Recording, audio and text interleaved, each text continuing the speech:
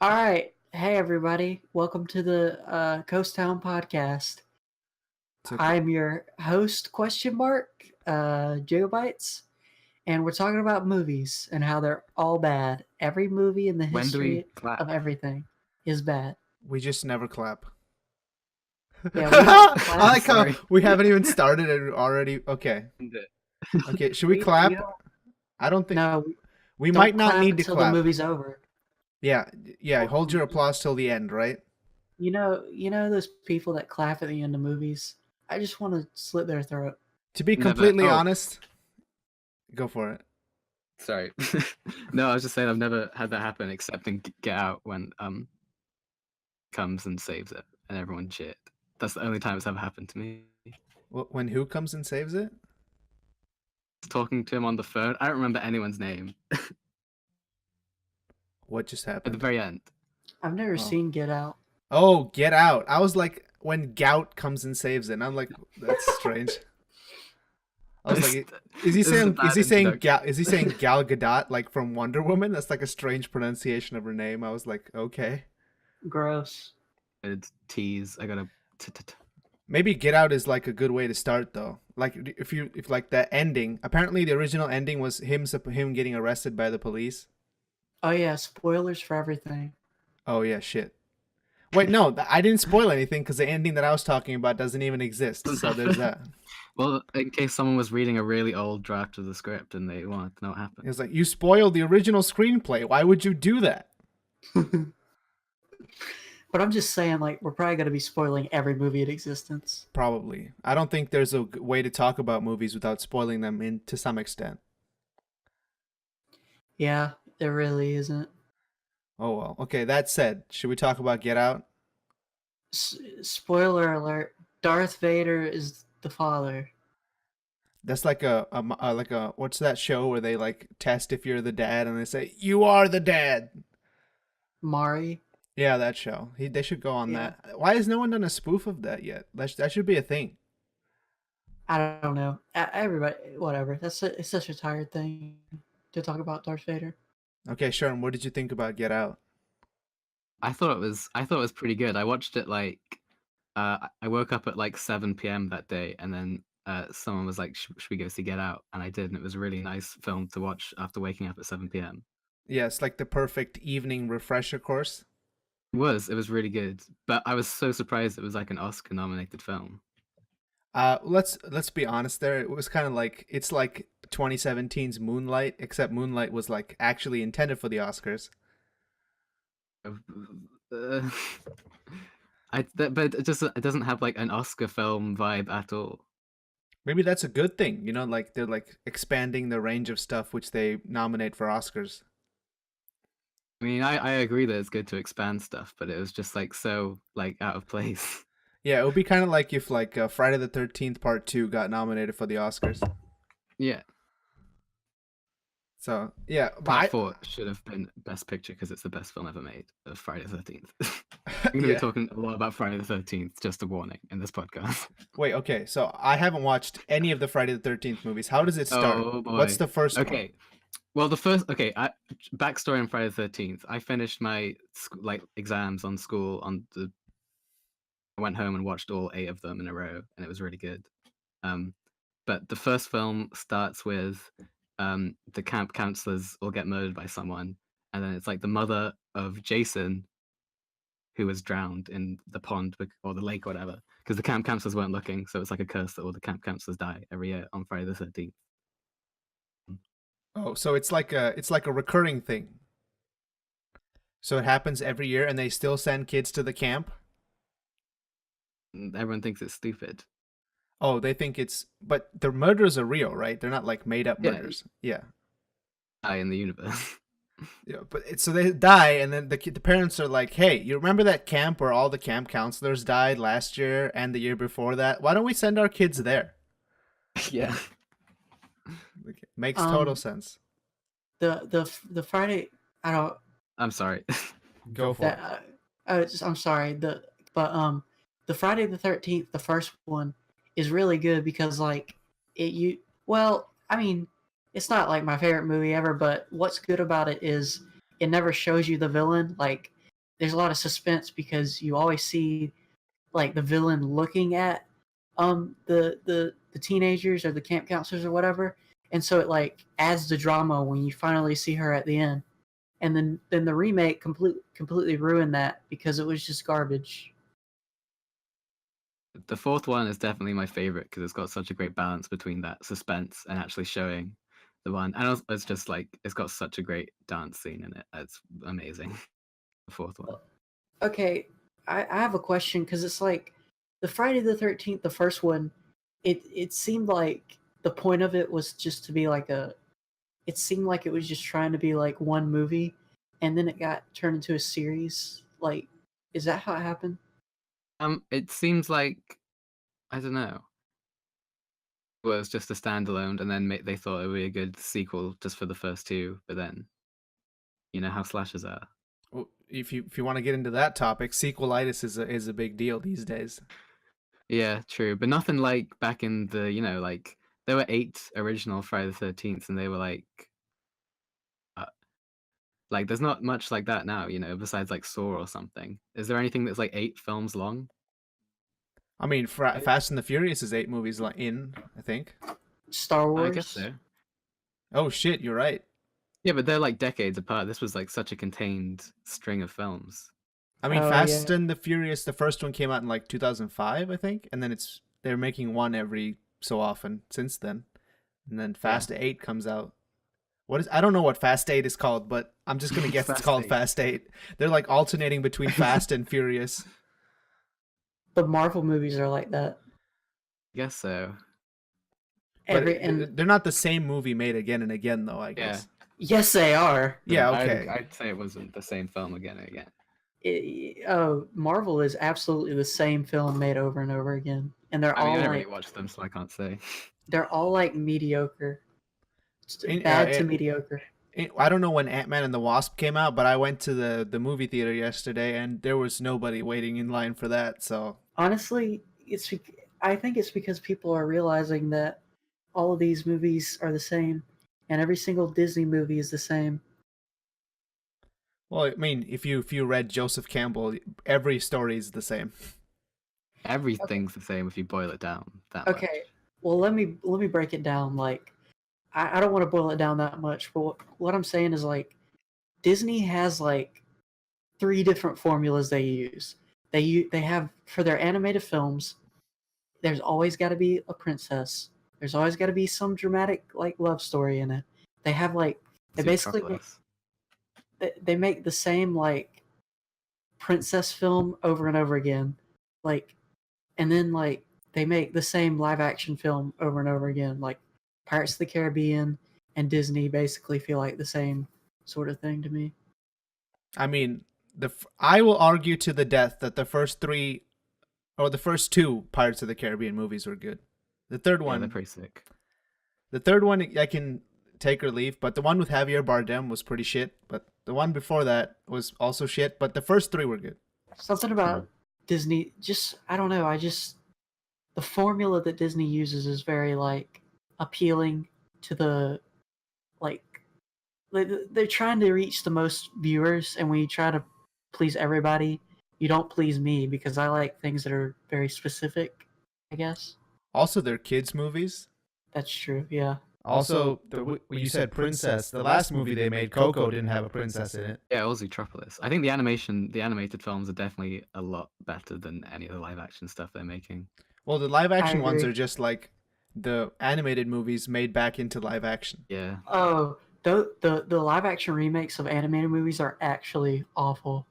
Like terrible. Do There you was that guys one- watch Lindsay Ellis? She does like video essays Oh no. No. on Beauty and the Beast right now, and she was just talking about how when they remake the live action remakes of the animated films are just them like trying to apologize for the originals. It was really good.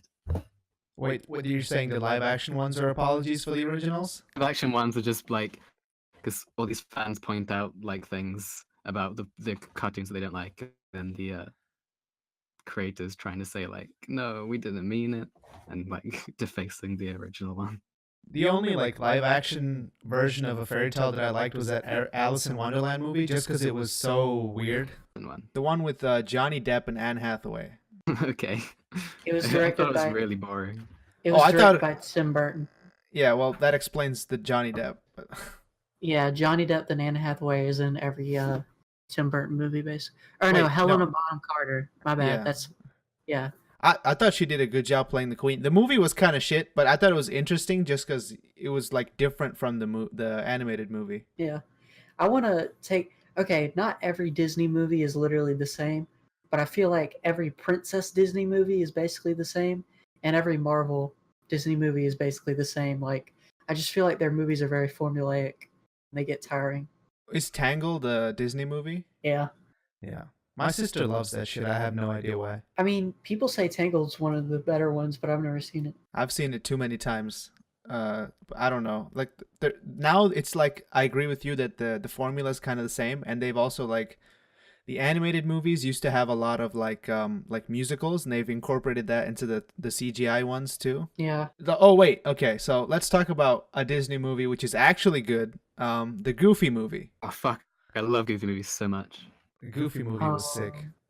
I've never There was a sequel to the Goofy movie, right? Yeah, the skateboarding one. Like Yeah. it was called like an extremely Goofy. Yeah, movie. yeah, the extremely That one's Goofy good movie. too. I love them both.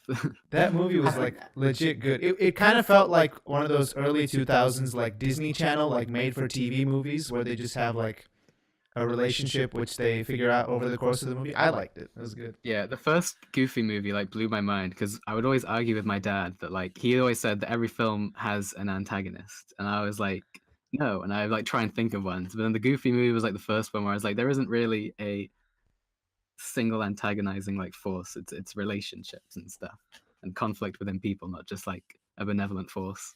I love that film. Wasn't there is like a fake bad guy though, right? Like the fat dog or something? Yeah, Pete is basically like a straw man bad guy just to put in, but you could take him out and it would be like the same film. Like the themes and all the beats would still be there without him. Yeah. What I wanted to say about the live action movies, like, did you see the new Beauty and the Beast movie? It's Okay. the Coast Town podcast, and we're a coast on a town. We're a town on the coast, not a coast on a town. We're a town on the coast and a town full of coast. I completely butchered that. You Okay. should use that horribly sung intro as the intro. Yeah. Should we go back to what we were talking about? The first point is favorites, just to get a sense of where everyone's coming from. Oh, I mean, we already talked about Friday the 13th. So, I mean, I hate that movie, so that's definitely not a favorite. It's not what I'd say is my favorite though, but I love it. Well, Kaito, say your favorites. I know this is going to be a point of disagreement, but I like Inception. Bwong. I mean, despite the Hans Zimmer soundtrack and whatever. What's whatever? Well, More like things. just the bois meme that he did. But I like the rest of the movie. I think it's less like Christopher Nolan's like dream movie that he wanted to make since the beginning. Mm. We can I've talk never about. seen. You have never seen We Inception? can talk about it I've Yeah, I never saw seen it. Inception. No. in the cinema. Oh yeah, I did too.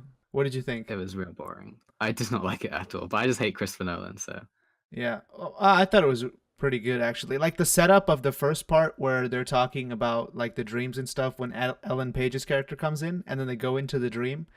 It's more or less like a heist movie, but the heist you like go into someone's mind is the heist. Oh shit!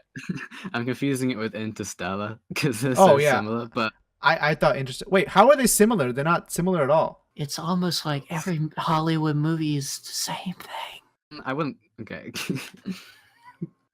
I meant similar title, but yeah. But Oh, I find yeah. them both equally. I was like, kinda boring. one is about a farmer person going into space, and the other's about like dream pirates. How is it the same? I mean, like, space is similar to dreams. Well, technically, Dream Pirates is the same plot as Hook, the Captain Hook movie. So there's that. Yeah, but that film's amazing. Wait, the one with Hugh Jackman? That movie? Wait, is it Hugh Jackman? The one with Robin Williams? Oh, isn't that? Well, I don't know what that's called. Is that also called Hook? Yeah, it's called Hook. Okay, Alright. I forget what the new one's called. Hot take: I don't like Robin Williams very much. No. Whoa, okay. Okay. I I've got an essay on Robin Williams over I it. don't. I mean, I don't dislike him. I just don't get it. I think you're dead on the inside, personally. Just I He's mean, everyone. okay. Well, let me explain. I just don't care about actors. I care more about directors. well, I mean, like some actors like do their job way past what they need to, and they stand out. That's true. I don't know. I just don't. I mean, he's a good actor. I just don't. I don't know. Well, I mean, realistically, he's not really an actor. He's like a comedian first and foremost. Oh yeah, I've never seen any of his stand up. I don't know if they have it on YouTube. The only one I have, I've I seen think, he's got some on yeah. YouTube. There's quite a fair bit. There's the latest one that he did, but that's not really his like best one, I would say. Some old ones on there. Yeah. I don't. Okay, I have this habit of just like throwing stuff out there that sounds really like just throwing like hot takes out there. But let me explain it. I don't dislike Robin Williams. I just don't particularly like and I'm not a huge fan of him. Is basically it. Okay, what have We've you seen seen- of his sorry. first off? I saw Mrs. Doubtfire. I did not like that movie. And I saw RV. It's not his best. I did RV? not like that Wait. movie. You mean like the old RV or the new RV? The one with Robert Williams. It's like 2000s. It's garbage. Oh shit, I forgot Robin used to Williams love was it. in that. Oh damn. Maybe I've just seen the worst Robin Williams movies. Yeah, I think that's what it is. You've seen like Mrs. Doubtfire yeah. and RV. Like I hate those movies. True material to the whole Robin Williams library. Oh, I've seen Aladdin. oh yeah, shit, that was You- good. Oh, Aladdin's pretty good. Yeah, that's a good Disney movie. Every time we say Aladdin, World's I Greatest feel like Dad. singing. Yeah, wait, what? World's Greatest Dad. Yeah, that's my favorite Robin Williams film. It's amazing. Oh, I Never thought you heard- said Genie was the world's greatest dad, and I was like, well, I don't disagree with you. Wait, was Robin Williams cheaper by the dozen? No, that was Steve Martin. Martin. Oh, okay. That's like not even remotely close to Robin. I mean, I don't know. kind of similar. They're like the same age, maybe. I don't even think that's the case. I guess I can it's kind of just- see Robin Williams playing all of Steve Martin's roles, though. I think I could see Robin Williams playing all of anyone's roles, though. True. maybe I've just seen the worst Robin Williams movies. Have you seen World's Greatest Dad? No. Even I haven't seen World's Greatest Dad. No, it's so fucking good. Like, it's amazing. It's amazing. Oh shit! It's What like- about Flubber? Oh, I've seen that. That movie sucks. Yo, that movie was good. No, it was not. Come on. No, it really wasn't. But I liked it when I was a kid. It was good. I love how you just agreed. I just You're went like, back oh, up. You don't defend your Cool position. fact about Robin Williams. What? Fact. Have you seen 1 Hour Photo? No. Oh shit! No, that's the one where he's like a serial killer or whatever, right? He's like a stalker, yeah. But Robin Williams is obsessed with the Evangelion. He loves the Evangelion. Wait, And- really? Okay, yeah, now, he loves it. Now okay, you now like I gotta him. watch. Now I gotta watch all of his movies. I'm not even kidding. And Now I in like one him. hour- in 1 hour, he's got like his own collection of like action figures from Evangelion, and Are in you 1 Hour serious? Photo, yeah, in 1 Hour Photo, he brings on one of his figures of one of the angels as like a prop, and like this kid like picks it up and brings it to Robin Williams, and he's like, "Oh, what's this Evangelion?" It's so good. All right, I gotta watch it now. Wait, I'm Makes kind of. Are you complete making this sense. up? Are you making this No, up for real? 100% true. It makes complete sense that Robin Williams would love Evangelion since it's like the most depressing thing ever about alone and stuff. It's so good. Oh my god, Robin Williams is Shinji. He is anime. Yes. And he loves Zelda. He's a great guy. Oh yeah, he Oh, named yeah, his daughter I've Zelda. seen- Okay, my favorite piece of Robin Williams content was his commercial with his daughter for the Zelda Ocarina of Time remake. Yeah. Wait, Oh, was wow. it Ocarina of Time or was it like? It was Ocarina of Time. 3D. I thought it must have been way before that. No, it was for the 3DS one. Wait, wasn't it like relatively recently? His daughter was like a teenager then. No, she was like in her 20s. I think she's in her 20s now. Yeah, it was like it, dude. This was right before he died, basically. Yeah, that was a long time ago though. Yeah. Okay, let's Um, not go into that. What about Jumanji? Oh yeah. Oh, I saw Jumanji a long time ago, but I forgot everything about it. he doesn't even like do that much in that movie. But He's got a lot of implied jungle for 20 years. oh yeah, he's like, what year is it? And I was like, okay. I mean, that meme has survived over the years. What's the movie with the Evangelion angel? Photo. 1 hour photo. Which angel was it? I don't remember. I think it was one of the first ones. Okay, that's cool. Oh, speaking of Yeah. Jumanji, didn't they make like a second version of that with one set in space? Oh my god. I used to be so scared of that film. I used to have adverts for it in my Beano, and my mum had to cover them up with paper because it would make me cry. Oh, Wait, that's adorable. what about it though? Like the space part or like what? Just the poster would freak me out, and the adverts just scared me. Oh, I think there's like a giant robot on the poster. Is it that? I don't remember, but it was really scary. What was it called? Like Zathura. Zathura. Did somebody say giant robot? God. Evangelion. It's all coming back to me. Boomerang. That's how it goes. Hold on, I'm Yeah. gonna be the commenter for this video. Technically the Eva units aren't robots. Fuck. Spoilers. Whatever. Who cares? He already said spoiler alert at the top. But, oh, Yeah, but just in case. if you assumed it was only for movies, then no, we're spoiling everything. Your entire life, we're gonna tell you how you're gonna die. Yeah, the little toy you got in your cereal box. Nope, that's not cool. It's made of plastic. Spoiler. You're not gonna play with it for more than a day. Okay, so We were talking about Christopher Nolan before we took a Robin Williams Oh yeah, sidetrack. favorites. Yeah, what? you like Michael Mann. I have no idea who that is. We just Christopher Nolan basically just took his style and then made films with it. Basically, Is that a bad thing though? I was just wondering if you thought about him because I don't mind Michael Mann that much. Name like a movie that he's done. I honestly can't remember a single one. Oh, well, I mean, there's the problem right there. There you go. Okay, did you watch Dunkirk, by the way? I do like Memento though, to an extent. Oh, you want to hear something cool about Memento? I've never seen Memento, but I know what the whole plot is because they remade it in India. Oh really? Yeah, twice in 2 different Was it languages. like a Bollywood version? Or was it just an Indian remake? Kind of. Is there a love story in the original one? There might not be. Is there? It's kind of like a love story, but not really. Well, I mean, they kind of hammed up the love story in the Indian version. I'm just gonna mute Jig, by the way. I'm sorry. No, hold on. No, keep all that in. It was good content. I'm sorry. My dog's in the room now because he's scared. All right. This is such a train wreck. Okay. Anyway, you could cut out the dog part if you want. I'm gonna cut out your whole life. I want to know Alright. everything about your dog. My dog. This is the Dogcast featuring Dog. All right. So his name is Rebel. Oh, cool. I didn't name Named him. after the Australian actress, of course. Named after the. All right. Never mind. But yeah, I didn't name him. I don't. What His breed name- is he? His name's. He's a German Shepherd mixed with a bulldog. Oh shit. They Oh my do god. those? Oh my god, I can't even imagine what it Yeah. looks like. He actually is really pretty. I could send a picture. Hold on. Put this in the podcast. This is Dog photo shoot featuring Dog. Hey, Rebel, look over here. Hold on. Work it, girl. He looks like he doesn't want to be photographed in the photo.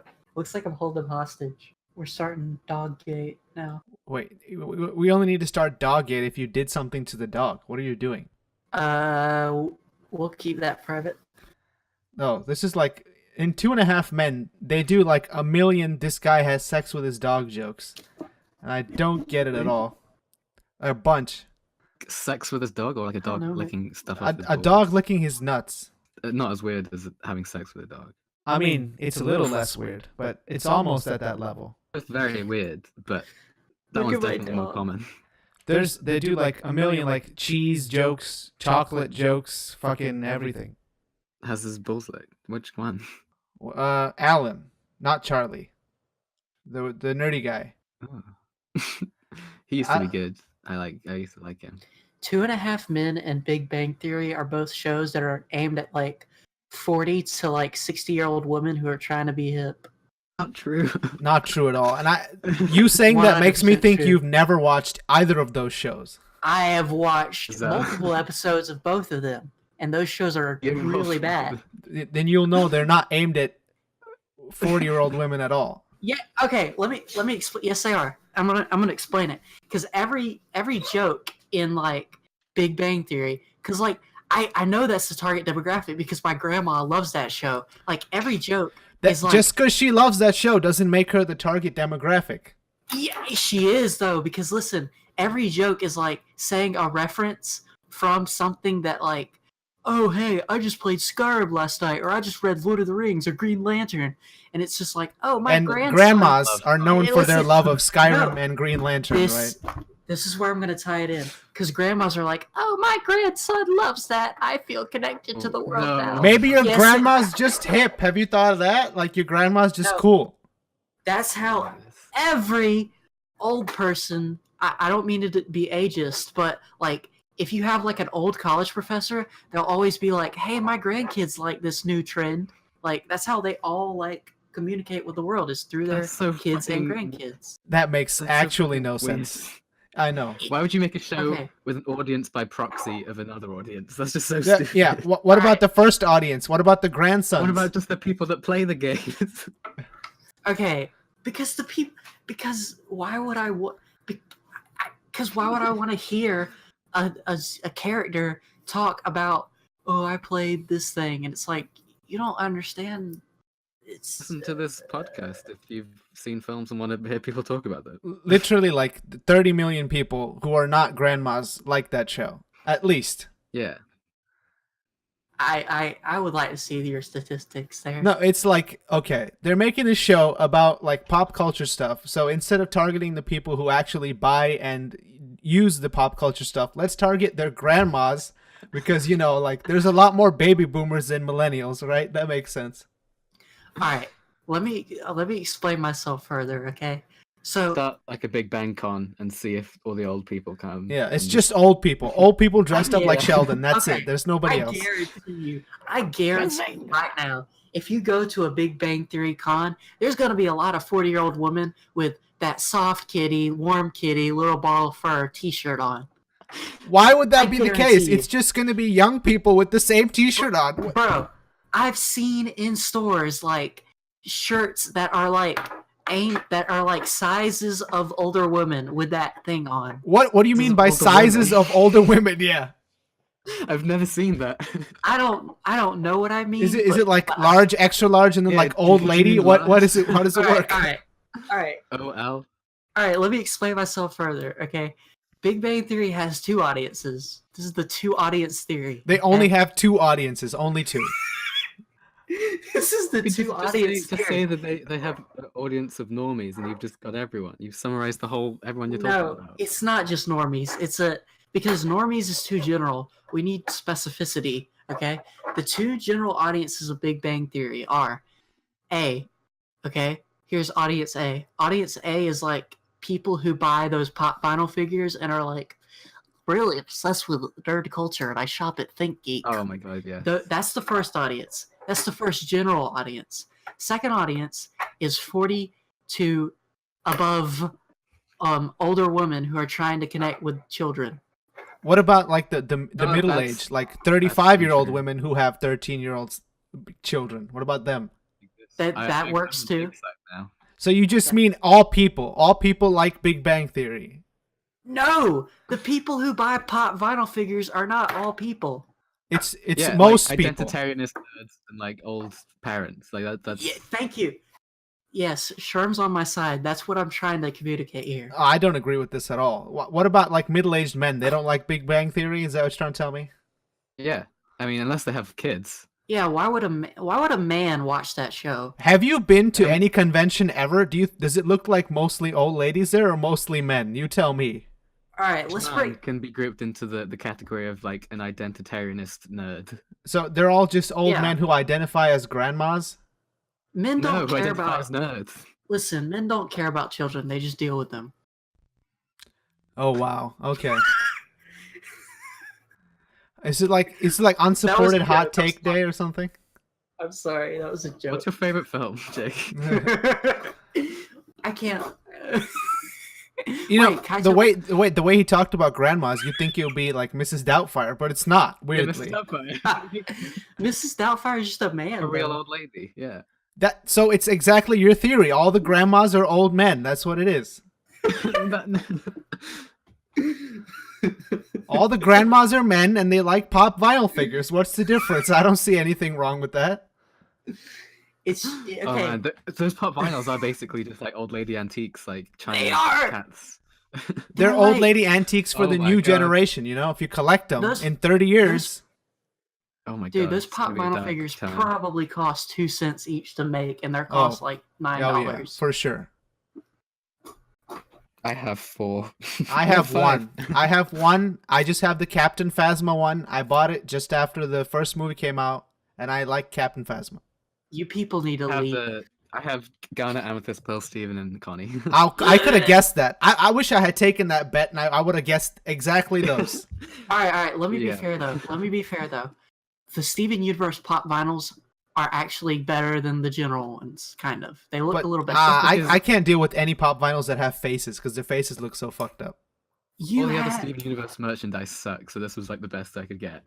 Okay, first of all pop vinyl figures are awful, and I'm really mad because that Final Fantasy game that looks like a pop vinyl game exists. Do you know what I'm talking about? What Yeah, are I you know what you're talking talking about? about. What is it? The mobile game? No, it's like for consoles. Yeah. Which one is that? Okay, whatever. It doesn't matter. Wor- The point World is of Final pop Fantasy. vinyls. World. Oh shit! I thought that was a mobile game. Oh yeah, whatever. Final Fantasy sucks Let's talk anyway. about- Final Fantasy does not suck. Oh, let's talk about the Final Fantasy live action, or not live action, the CGI Alright, movies. I How know, about yeah. that? All right. No. Okay. Yes. we'll bring, no. Okay. Let's Alright. talk about that. That's the real truth. No. Okay. No. We're not talking about Final Fantasy: The Spirits Within or Final Fantasy Advent Children. Spirits Within is actually not that bad. I watched it. Look, I'm gonna take a break. I'm gonna play some DS or something. all right. Yeah. No. We're moving on from this topic. Yeah. Good. Kaito, all right. So tell me your other favorite movies because you never finished. Like, just Oh. list them. I don't know. I don't have a list ready to go. Let's see. I like. Oh, we talked about this yesterday, but I like Kurosawa movies, or at least the ones that I've seen. But I don't think that's a very controversial opinion. That's like saying, "Oh, hey, I like Charles Dickens books or whatever." It's pretty Well, I mainstream guess it opinion. depends which ones you like, because obviously the samurai ones are a lot more like highly acclaimed than the more like social realism drama ones, which I like more. I don't really like the samurai ones all that much. Okay, but there's like ones where it's just like normal people in Japan are really good. Yeah. Well, you said you like Ikiru yesterday. So there's that. Yeah. I like I Live in Fear as well. That's really good. I love Oh, what is that? a guy who like thinks Japan's gonna get nuked, so he like wants to move his whole like family to a different country, and they were like, "No, you're being silly." And Well, it's he really was good. right. Oh, he was right. Hindsight 2020. You know. Yeah. That's what Godzilla. Hold on. I'm Oh, sorry. shit. This is Oh, this is- Odeska Den is probably one of my favorite. That's so good. Wait, I love say one. that. Say that again. What? What was the name of What? the movie? Odeska Den. Oh, yeah. I have no idea what that is. So please explain that. It's okay. So basically, it's this film where it's like a kind of a village that's been kind of torn apart, and it's just all this like little vignettes of all the people living there, and about this person that wants to like commit suicide, and then this like old man teaches them a bunch of stuff. But the film like flopped, and it was when Kurosawa tried to kill himself afterwards, and it's like so weird watching it in that context. It's like bizarre. It's really good. Are there any documentaries about his life you think there would be? Don't know. There's a good autobiography. No, the one where he wrote it himself, autobiography. Yeah. Because what you said about like him like trying to commit suicide after the movie reminded me of like the documentary they made about the making of Apocalypse Now for some reason. I see what you mean. How do you feel about Apocalypse Now, by the way? I like it as a film, but I guess there's always that moral questionability of it, but it's pretty good. Well, to be fair, the short story / novella that it's based on is pretty questionable too, morally. So I haven't read Heart. Is it Heart of Darkness? yeah, I can't really get into it. It's just so weirdly dense that it feels kind of weird to read. I've never seen anything with more like Heart of Darkness. There's so many different type of adaptations with different settings and tones and stuff. Like Yeah. there's Apocalypse Now, and there's like Spec Ops, and there's Chocolate Panic Picture Show, which is What obscure. the but fuck is that? it's a thing. It's a thing I talked about in my like video about randomness, but it's like someone drops a chocolate bar from a plane and they think it's like the gods and it's Heart of Darkness, and it was animated by I think some sort of like grouping of Gainax or something. It's really well animated. Oh shit! Wait. Is that an adaptation of that movie called It is. what's that movie called? I like that movie. What's Something that like movie? the gods don't know anything or something. Oh, the yeah, gods must be yeah. crazy. Is that what you're talking about? Yeah, I like that movie. It's that yeah. and Heart of Darkness. Wait. Is this you said Gainax? Is this an anime or? No, It's like, yeah. oh, What's it called? Chocolate Panic Picture Show? Is that what that's called? Chocolate Panic Picture Show. The soundtrack. I know I say this about everything, but the soundtrack is fucking amazing. Chocolate God. Panic Picture Show. Yeah. I'm watching that. Also, I like that with movie. the when you said the gods dropped it, I thought of the Coke bottle from Gods Must Be Crazy, and also like Yeah. yeah. The little kid. What's his name? Tim Buck. What's I have no idea. The little kid was wearing only a loincloth. That's what I call. Isn't it? Yeah, it's an African tribe or something. They made 2 sequels to that, by the way. Did they? Yeah.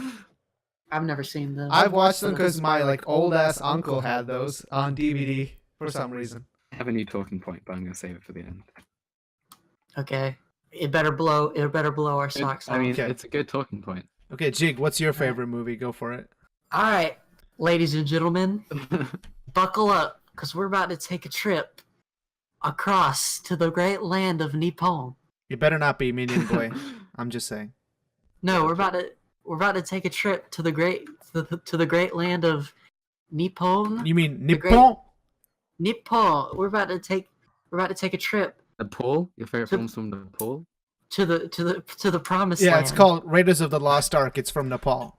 We're about to take a trip to the great Kawaii Desu state. All right. Okay, I'm probably making everyone cringe right now, go for it. but my favorite two All right, I'm just gonna list my favorite movies ever. Okay. So my favorite movies are My Neighbor Totoro, End of Evangelion. I don't think we should count animated films because that's a whole nother can of worms. That's a whole nother podcast. Yeah, do live I will action for now. Just I will reset. slit your throat, okay? If you do not respect my anime. I do respect. I respect that they're perfectly. So, okay, so I will come over to the UK and kill you. Well, just say a live action one. I mean, that sounds like a better movie than the ones you listed, to be honest. What? There you go. How's that for a hot take? That's how you do a hot take, ladies and gentlemen. All right. Well, I mean, okay. So I don't know because I'm not very well versed in live action films as much as I am anime. But What's like the live action version of My Neighbor Totoro? okay, my Oh, favorite. fuck, I was gonna say the Goofy movie.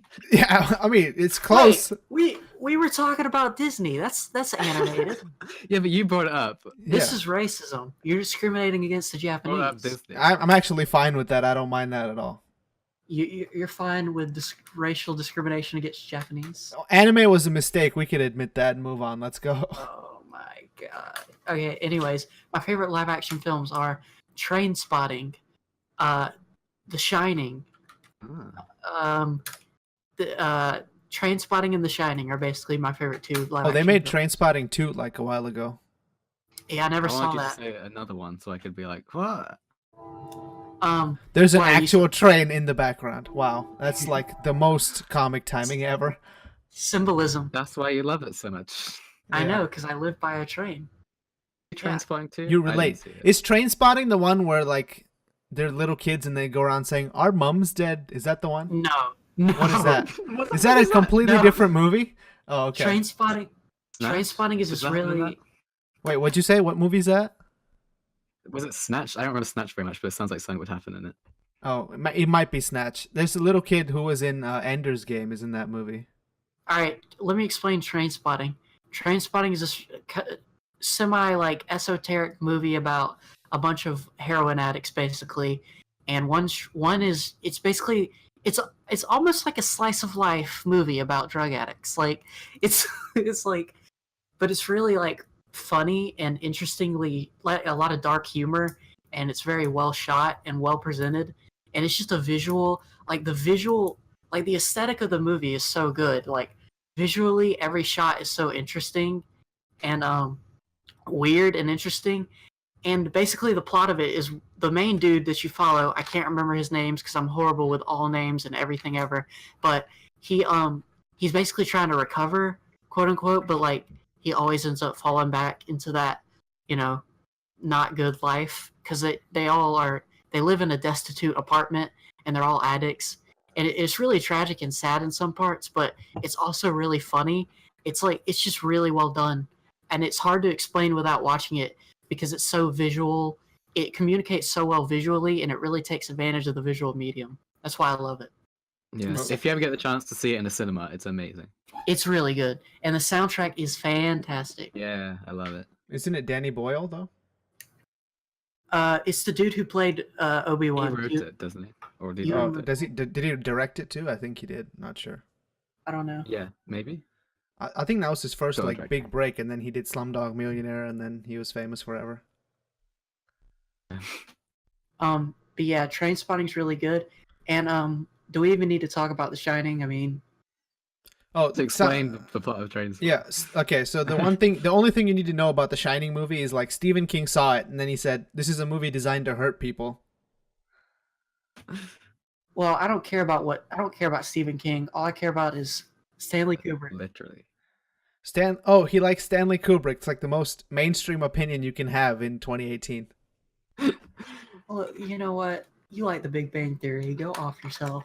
Is that like I don't think that's super. I think liking the Big Bang Theory is like less mainstream than not liking it at this point. Oh yeah, that's true. Everybody writes like film s. By the way, I'm just kidding. I don't really hate you for your opinion. That was a joke. Oh yeah, I took it completely seriously. I actually already like wrote a letter to my lawyer. There's a cease and desist coming in the mail, so I don't know. You had the gun to your head already. Yeah, I know. I had the gun to your head already, technically. Well, I'll see you in. If someone comes to your house to deliver pizza, don't open the door. That's not pizza. It's a gun in a pizza box. It's It's a real Are you- stand. Jig's come to kill me. You're coming to kill Jig. I gotta kill someone. What I mean, about we the could remake? find somebody for you to kill. It's not that hard, I guess. If I go to kill you, we'll just be in each other's houses. It sounds like we're writing the best film ever right now. It'll be like major motion Creepy. blockbuster motion picture That's Tag. You know, remember that movie Tag Yeah. that came out and no one Oh, watched? fuck off. We're gonna Yeah. win the Oscar. Let's make an Oscar bait film. Bro, like imagine the pitch that they made to the executives about that movie Tag. It's like, you know that game that we all played as kids? What, Tag? Yeah. Let's make a movie about that. Did you hear they were making a Tetris movie, or it was in planning? They made an they've been planning emoji it for movie. years. So why not? Like they could make a movie about anything at this point. Okay. The only experience with the emoji movie I had was I watched a meme video where they sped it up every time something cringy happens. That's like an arbitrary thing though. Who decides Have you what's seen- cringy? Yeah, there's so Look. many other good ones from the Emoji Movie. Okay, I feel like I got everything from that film, even with the sped up version. So I've basically seen the emoji movie. The best sped up thing has to be the B movie where they say B puns, right? Oh yeah, Yeah. that's a classic. That's a YouTube classic. I think that was the first of the really big like speed up every time something happens videos. Yeah. There's one where it's like the B movie, but it's just the entire film. This is just straight up piracy. Watch it before it gets taken down. It was really funny. That's like when it goes so meta So that if it's just back to being normal. What, Sherm? B movie. I was not this made a stupid joke. I will Do you wanna defend the talk B about- movie. Let's go. I don't mind. You like jazz? I legit used that on someone a couple days ago. We'll see what happens. What was that That's your from pickup? Bounce. Was Yeah. that your pickup line on Tinder or something? I'm just gonna guess that it didn't go well, but we don't know until the week is over, I guess. Oh my god. It's unexpected, if nothing else, you know? You're trying to be like Barry B and get yourself a woman just Yeah. like Barry B. I'm just saying, Jerry Fine. Seinfeld, there's no reason he had to make that movie. For some reason, he thought it was a good idea. Yeah, I mean it was his passion project for sure. He's like, I'm old, I'm retired, I did a sitcom for 15 years. Let's make a movie about bees. Yeah, let's make. I thought you said no animated films. That's Yeah. not. Oh, fuck. You know what? This is racism, straight up. I only watch animated movies with white people in it. Okay. Same. Yeah. Isn't that the Cut that angels? out. Angels are Cut the that white out. people, though. I don't want that in. Cut that out. That's too late. You already said it. No, it was a joke. It was too far. Things and take them back. No, there's no take. There's no takesies, backsies. You're stuck now. We're talking about Train Spotting. Go back to that. Or Kubrick or something. I'm editing this podcast and I'm cutting that out. Okay, let's talk about 2001: A Space Odyssey. I've never seen it. How do you watch The Shining and then say you're a Kubrick fan and then don't watch that? Because I can do that. But the elitist. don't Yeah, know. it's pretty elitist. Well, let's be honest. I am elitist, so it's fine. Yeah, you are. Maybe I'm missing the point of 2001 because I really like it, but I hate Interstellar, and everyone says they're quite similar. I don't see how they're similar at all, to be fair. So Okay, good. yeah, I was like, do people actually say that? And people recommend it because I like 2001. and Well, I then mean, they like you recommend said, it, and I'm saying Nolan no. stole from Michael Mann or whatever. Then he straight up ripped off the ending of 2001 in fucking Interstellar. From Michael Mann and that. But yeah, do you not just find with like Nolan plot twists or things that once you like leave the cinema and think about it for more than a minute, you just like think that's not that clever. I could have thought of that. Like, But which seems ones like are a you second talking half. about though? Which ones are you talking Every about single one. specifically? like, That's so general. That doesn't even make sense. Some movies don't even have twists. how he's like stuck in like another universe, and everyone's like, "Whoa, how did he think of that?" I'm like, "That's no way." No, wait. I'm on- No, the I'm on actual your twist is side. that it was the humans that made the hole in the beginning. But I called that like a long time ago. I was like, this is the time loop, isn't it? And I was like, fucking okay. Yeah. Defend Christopher Nolan. No, I hate Interstellar. I don't like that movie at all. Okay, We those can talk about Batman because Yeah, I was me and Jake hate Batman. Okay, just let's about go. to bring that up. Wait. Do you Batman- hate Batman, like the character Batman, or just the No. Christopher Nolan movies? Nope. In Just the fact, film. hold on. Which is why. Hold on. Film. He's I'm about going to to do a get thing. his Batman Hold on. costume. Okay. Yeah, that's exactly what I I'm mean, about I could to do the same Hold on. thing. No one can I'll get see mine you. up. Oh my god. All right. Someone explain to him what a podcast is. There's no cameras. Listen. He's I'm putting about on the to- costume. We should vamp. Okay, do you hear this? Do you hear this right now? Oh, don't tap. Okay. God My Batman fucking comic. damn it. All right. Okay. I tap the mic. That's the Killing Joke. And then here's my box set. I'll do that too. Fuck me. Yeah. Here's my box set with Death of the Family, The City of Owls, and The Court of Owls. Oh, I have just Death of the Family. I'll just tap that. Why Okay. is the Alright. Batman shit based on owls? I never got that, to be fair. All right, you Wait, need I'm gonna to put know this that's stuff the back 'cause it'll villain. take up my whole space. At least like the Dude. Flash Force, they have like a Sure. commonality, you know? Sherm, if you read The Court of the Owls, read The City of the Owls and Death of the Family. Read all three of them. Death in the Family or Death of? Death in the Family Death- is a book. Death of the Family. But they're both good. Yeah, they're all good. Yeah, The Anyway. action figure of Joker. They're from all Death of the good. Family. and all right, In and now quotes. let me segue into this. Let me say segue go. this. Yeah, go on. Let me segue into this on why the Batman Christopher Nolan movies are awful and they capture none of the essence of anything. Oh shit, you're Yes. a Batman comics purist? Okay, here we go. No, look, I don't even like no. DC, but I will tell you right now, those Batman movies are nothing. Like, Didn't you just I- tap the mic with all your DC comics? I don't know. Yeah, well, I'm the same. I only have those comics. I don't really have any other DC. Yeah. comics. Well, I have Watchmen, but that's in another league. I mean that counts technically. Yeah, it's a DC comic, I but don't it's have like, anything out of DC. Oh, and Ronin. That book's great. okay, the Batman Christopher Nolan trilogy is like soulless. Like, it's just the whole movie is just like. Yeah. Wait, what was that? Was that like what was that? Performative dance? Like I can't see you moving your arms around. Like say something. There is- No, the whole Rough film. The Batman. whole film is like. That's the Oh, entire so film. it sounds to me like you have a Yeah. problem with Christian Bale, not with the Nolan movies. No, I like Christian Bale, but it's just such a bad direction of the character that Christopher Nolan's done. Yeah, who directed it? Who wrote it? Not When you Christian say- Bale. When you I mean, say not direction, Nolan. I mean, Wait, yeah, what's Nolan. their names? Who? What's What are their names? What are names anyway? Forget the names. What were you saying, Sherm? Nothing. I was just saying it's just poorly directed. Yeah. Oh, wait. I disagree with that a lot. What I It's thought you just- I thought when you said bad direction, I thought you meant like a bad like direction to take the character in, like the Batman I character. Both. How? Jason. Explain. Okay, so first of all, let me explain anecdotally, and then I'll get into my points. So, I watched Batman Begins, and honestly, it was kind of okay at the part where he's a ninja, and then as soon as he turned into Batman, I fell asleep. Okay, so you just didn't watch the movie. No, I did later. I watched the rest of it later when I was awake, and it was still boring. But the fact that I fell asleep is the prologue to this. It sets the stage. Okay, so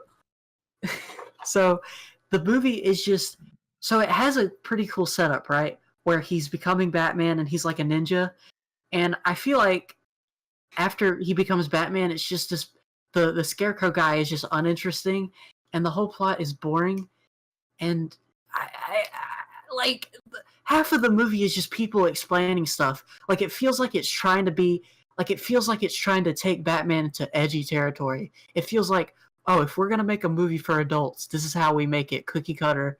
Yeah, I feel that exactly. Yeah, it's like, oh, we're trying to make a manly, mature movie, and it just has no soul. Are you talking about Batman Begins, where he has to like go to here we go back to Nepal. He goes to Nepal, and then he Yeah. becomes a Everything's ninja. connected.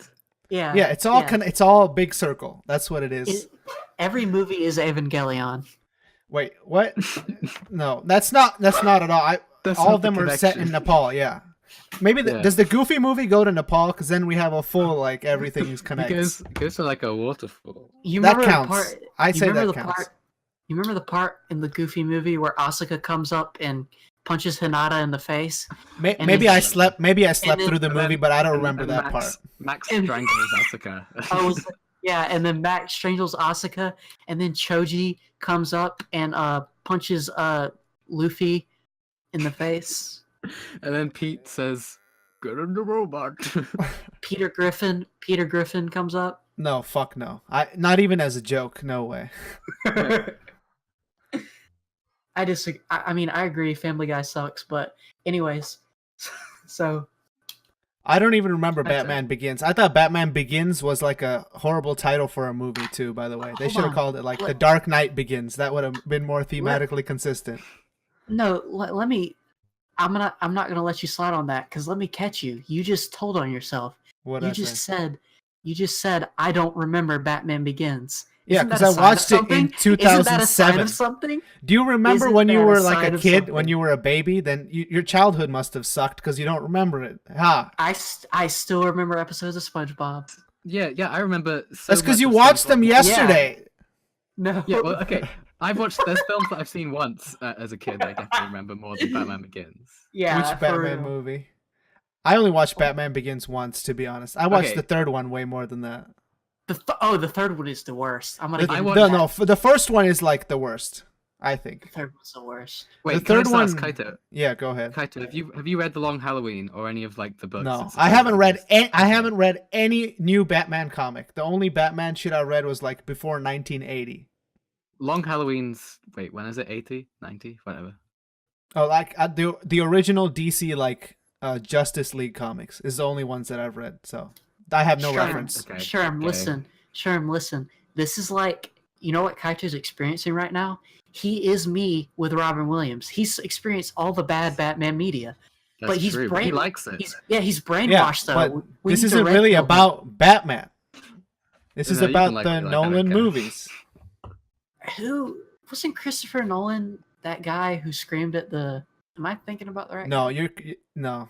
I'm almost like 100% sure you're not. It's not who you're talking about. Who is it? Maybe I'm Screamed thinking at of the what? Chris. He Screamed at the screamed who? at somebody. Everybody screams at somebody. That's like super general. We're basically screaming right now, but Yeah.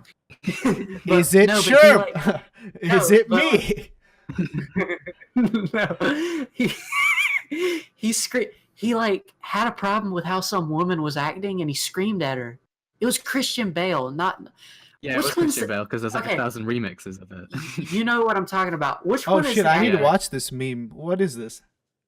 Which one is the actor and which one is the director? This is driving me crazy. It's not even that Bale's similar. the- One is called Christian and the other is called Christopher. If you're getting confused at that, They both say- have just say the Bale and Christ Nolan. suffix. when you say Bale, I think of the soccer player. So don't say that. I mean prefix. Or say that. My I don't bad. care. Well, what? Like Christ has the same prefix. You don't confuse him with Jesus. Oh man, I was I cleaning mean- out my computer yesterday and I found a really good essay I wrote about the similarities. I between thought you were gonna Sonic say you found a Jesus piece in your computer. Did you? Did you write an essay about the similarities between Sonic and Jesus? Because I want you to and make Sonic that and the video. Bible. It's Sonic- actually really. Sonic That's got a died really for good- our sins. That's the real truth. He did in Sonic 06. He does.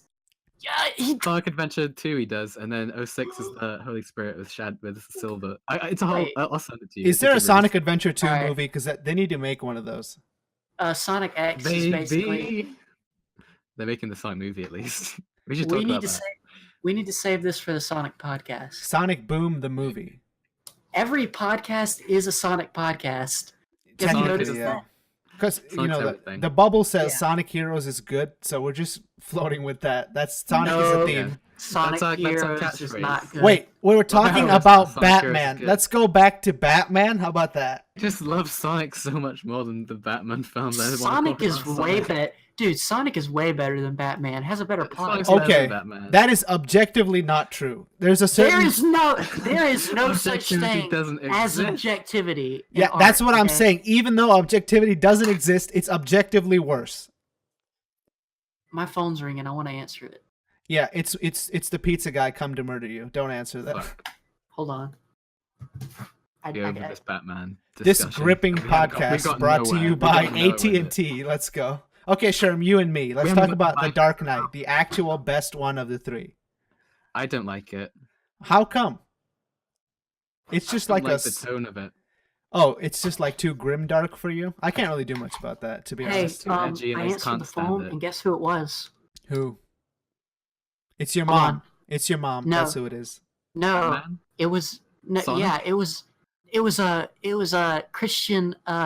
Oh my god, I'm gonna get it Christian wrong. Nolan, It- director of Memento. Christian Nolan.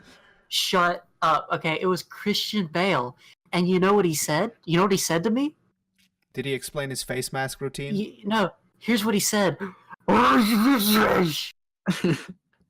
Who can do a Batman impression though, for real? Oh, let's not do that, you- please. use it's that not to- 2010. Use that to justify it. No one could do a Batman impression, What so I about guess he fucking couldn't have done Kevin better. Conroy, whatever the fuck his name is, Who? for the animated series? It's incredible. Oh, Kevin Conroy. That's what it is. Have you Perfect played voice. He was Batman? just a normal fucking guy. Play Batman Arkham Asylum. That's a better Batman story than Yeah, I The probably Dark- agree with that. I probably the agree with Dark that, to be Knight. honest. I think it's more true to the comic books Fucking than the series movie. are like dark, like in that right direction, that the Nolan direction of being dark, but not too dark that I just can't fucking look at it for more than a minute. Wait, this doesn't make any sense. You watch dark movies all the time. It's not the actual content of darkness. It's how it's handled and how it's presented and how it's shoved down my throat. Oh yeah, Do- every Christopher Nolan Batman movie is so dark you can't see anything. I agree with that. That's literally every DC movie ever, though. And I don't most like movies in DC general. and all DC movies are True. bad. I agree with that. All DC movies are bad, except the Christopher Nolan Ex- Batman movies. except Watchmen. Watchmen wasn't that great either. Watchmen's not that good. It's got some really good. Oh, here we go. individual Now he's scenes. back in the Robin Williams corner. Here we go. Okay. All right, the Watchmen movie isn't amazing, but in the category of DC movies, it's the best one to me. Hands down. Was Zack Okay, Snyder directing that too? No, I thought think he did. I feel like he did though, didn't he?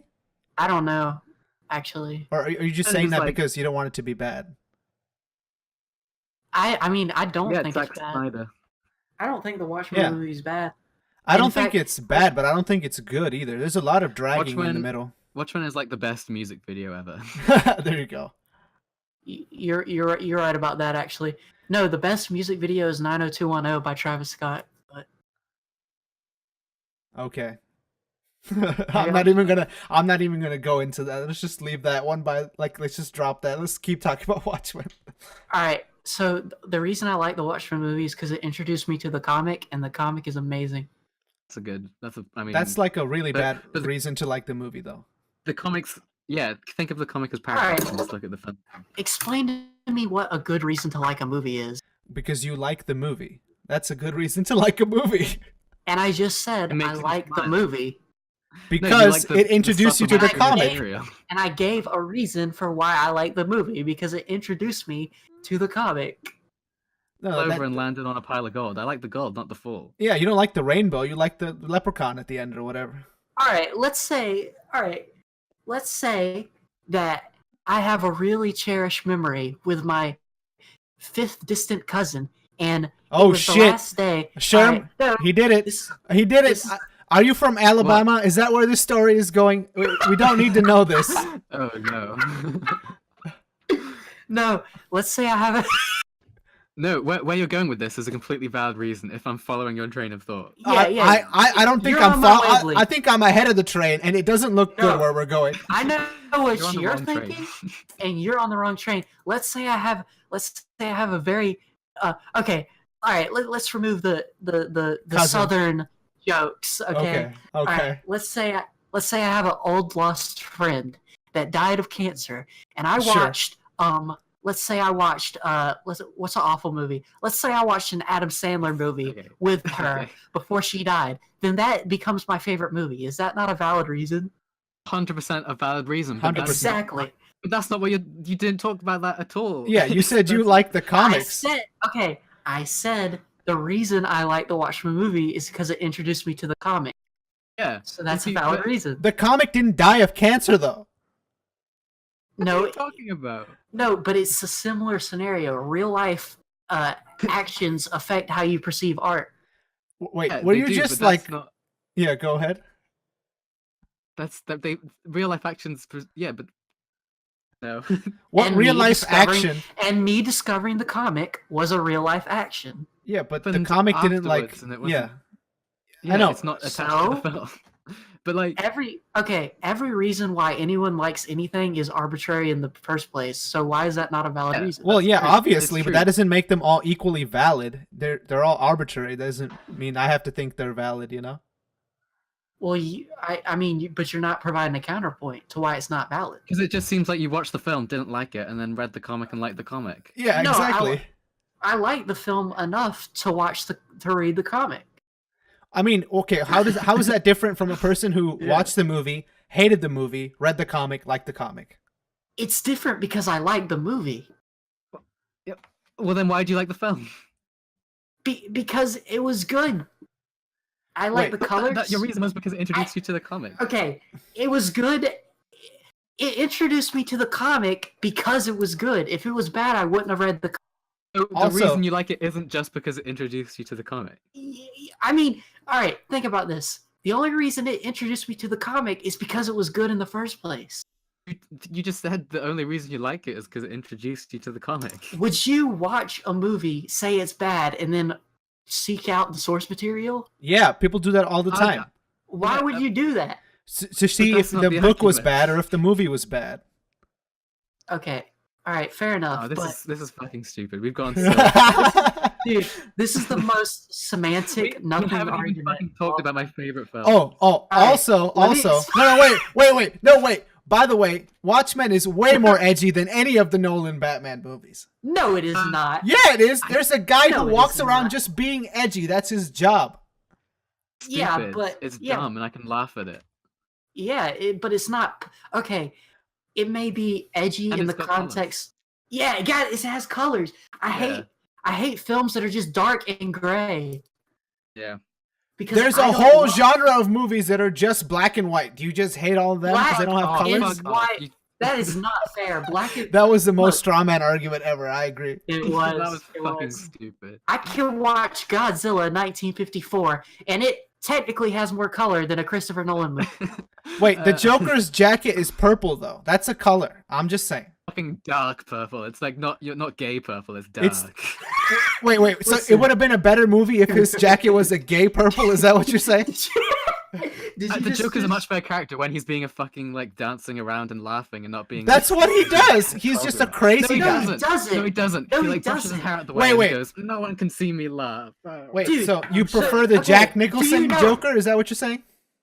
The backstory like the of the Dark Knight Joker Trilogy. from He's the Dark better. Knight is that Christopher Nolan wrote him too edgy, so the dude who played him had to ad lib to even make him slightly entertaining. Wait, no, that's not even a thing. What are you talking about? Yes, it is. He like added stuff in the script to make it more entertaining because he realized that the writers suck. So that's an actor interpreting a character, and that somehow Yes. makes the movie bad?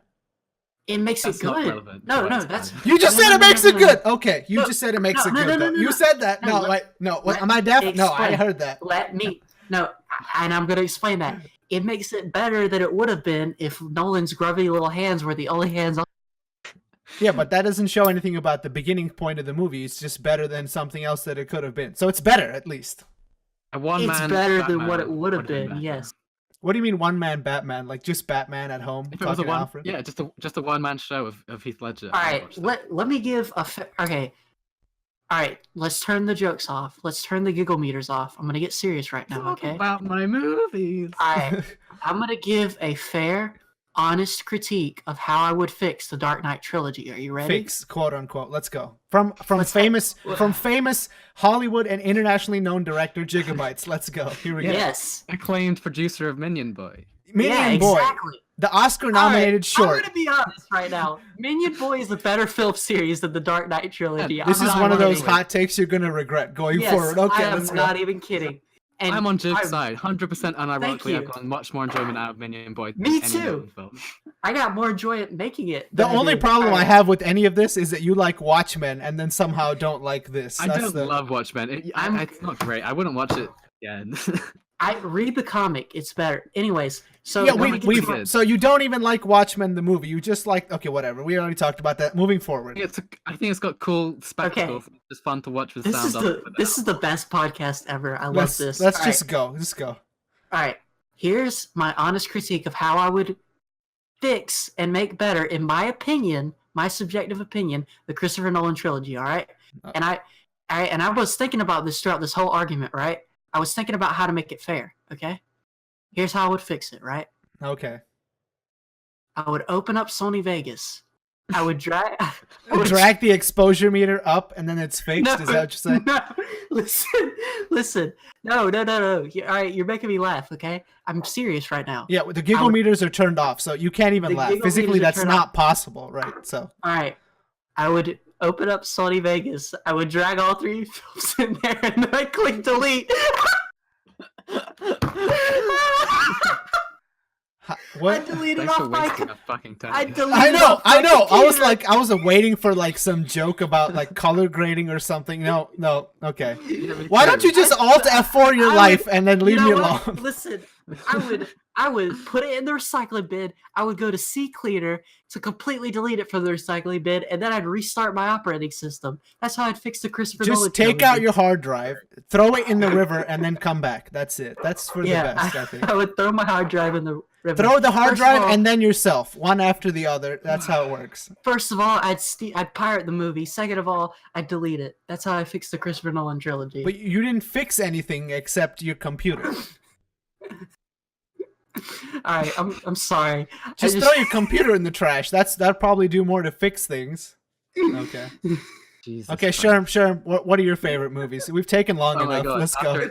an hour and 20 minutes. We I can made it talk about finally. My movies. This is an entertaining podcast. don't know if I have to- Movies. Let's go. Any more to talk about. Okay. My favorite films is probably Nowhere. This film from 1995, I think, or 97. Nowhere. And I also like this film called The Doom Generation, and they're part of a trilogy. And the first one's called Totally Fucked Up, and then Doom Generation, and then Nowhere. And they're my favorite films, and I love them. And they're in this trilogy called the Teenage Apocalypse Trilogy, directed by Greg Araki. And he did Mysterious Skin and Kaboom. If you've seen that, those are his more well-known ones. Oh. Is Yeah. Kaboom related to Kazam? But okay, the Teenage Apocalypse Trilogy is basically these 3 films of 3 separate groups of teenagers in LA as the world ends, and it's I just love it. I don't. It's very like through composed using musical terms. It's very much like people just it's slice of lifey, but also very kind of it's like Evangelion. It's like there's very personal things, but there's also this backdrop of the world ending, and I love it a lot. Wait, Okay, is that like Zombieland then? Like it. What's it called again? I'm sorry, I forgot. Type One in of them is Teenage called Apocalypse Trilogy. Teenage Apocalypse. Teenage. Yeah, the Apocalypse first one's not Trilogy. that great, but the other 2 are amazing. They're my favorite films, probably. They sound interesting. I'll watch them. The cinematography is fucking amazing. The set design, everything looks like a fashion magazine, like from that's like cool. 90s. Wait, what do you mean it looks like a fashion magazine? Like there's these rooms that are just like covered in newspaper and tinfoil for no reason, and That's awesome. They go and the Doom Generation is like a road movie because these people kill someone by accident and they're on escaping like police or some government and neo-Nazis as the world ends, and they stay in different motels, and every motel is like decorated really extreme and really different for no reason, and it's just like it's so good. There's so many characters in it, and they're all really good. It's got such a good tone and such a good vibe. It sounds like And it has a really good aesthetic. Aesthetic is incredible, but Aesthetic. Yeah. It's like the film I watched that made me realize that you can do fucking whatever you want with a film, and I love it. And more people should, instead of just making like boring Boring Greg boilerplate Araki is movies. very much. Yeah, like Batman Begins, The Dark Knight, and The Dark Knight Rises. You know, it's funny that you say that because literally every other superhero movie is worse than those. So if you want to talk about superhero movies in general, now would be the segue. So bad. Oh yeah. Okay, how do you feel about Guardians of the Galaxy, by the way? Awful. 1 and 2? I do like James Gunn's other films. I used to be really into him. I love Super, actually. That's a really good film. Oh, Super is good. I've never seen Yeah, it. Super's What like is the that? only if you count as a superhero film, it's the only really good one. Watchmen's good, but go ahead. Well, we've already established that you don't even think that, so... Okay, Yeah. I am about to Evangelion you. I mean, you can try. For other favorite films, I'd probably put Evil Dead trilogy. Oh, the first one? With that guy? First 3 with Sam Raimi and Bruce Campbell, yeah. Yeah, Bruce Campbell. Yeah, that's the guy. They I made a love new one Bruce of Campbell that. so much. What is it called? Ash versus the Evil Dead or something? Yeah, the It's TV series. It's actually pretty good. It's there's a lot canceled of- now, so there's that. Really? Is it cancelled? I think so. I might just be making that up. I have no It's idea. got another series coming though, but Yeah, it I might think it's... finish. Might have concluded. I think I might have seen an Evil Dead film. Hold on. I saw it was this film where like this woman had just killed this dude, and like it had a really cool aesthetic, and like there was rain coming down. The 2013 one. Maybe. Hold on. Let me Wait, look that up. one's Sounds shit, like it. right? Isn't that the bad Yeah, one? it's not great. It's okay. I mean, It's very different from the original. don't story and crucify everything. me. Don't crucify me. It's the only one I've seen, so it's the only one I have reference to. But I kind of liked it. I think. Isn't that like just like a remake, like the Total Recall remake, where it has nothing to do with the original, it's just the same plot? Shut up a lot, like to make it really boring and clinical. Yeah.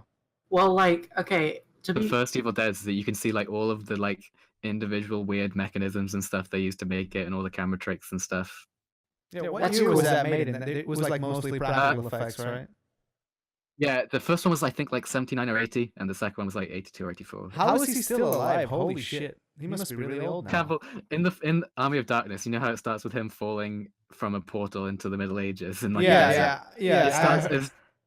it starts like he had to jump off a ladder to do it because he didn't have any like equipment to like film that shot. He just climbed up on a ladder and then jumped into the shot. Okay, so when I heard about this, like he goes into the Middle Ages, the first thing it reminded me of was that Martin Lawrence movie where he travels back in time to become a knight. Black Knight. Yeah, Black Knight, exactly. Oh, fuck. Oh. Hey, isn't that based off like classic literature about some guy goes back in time to become a king? how the fuck is that classic literature? They couldn't even think of time travel before like 1920 or something. I'm just making that up. Time Machine H.G. Wells was like late 1800s, so. Find it, but it's like this really old classic book about some guy that goes back in time to be a king. I was like, oh, that was just like the Black Knight. But Wait, I don't think Black Knight is based off of that though. Let me just no. But Black Knight is such a meme. Yeah, it makes no... Are you clipping your nails? What are you doing? Wait, I have one piece of Black Knight media that I love, and I think Sherm knows what I'm about to talk about. Sonic and the Black Knight. Oh my god. Oh yeah. What a great soundtrack. No, Black Knight. I love how the trailer starts because it's just this guy like goes to this river and sees something shiny and then bends down and like whispers in this really crazy voice like that's gotta be worth some money and then gets transported back in time. Oh shit! Sonic Black Knight comes was with the a chili first. dog. Black Knight was the first isekai ever. Ooh, burn it to the ground then. I mean, people have already burnt it to the ground. It's not a very critically acclaimed movie. True. It's on a TV all the time here. For some Okay, reason. Sonic and the Black Knight's first cutscene, it starts off looking like Lord of the Rings, and then Sonic just jumps down with a chili dog. Yeah. What if that was like the punchline of every Sonic movie? They started off like a completely different movie, and then at some point, just Sonic turns up. Yeah, it kind of is. Yeah.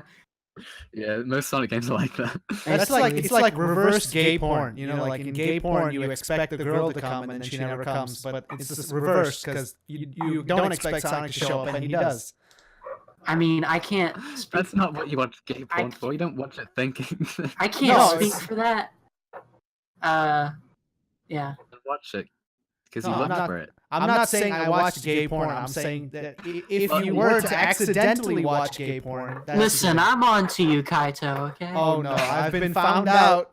FBI, don't look at my browser history. Stay off that. That's okay. Okay.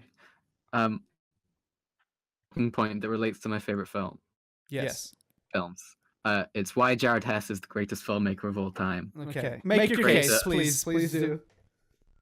I mean, they're just good. I need to understand why people don't like them because I like them a lot. Nacho Libre. Most people like Nacho Libre.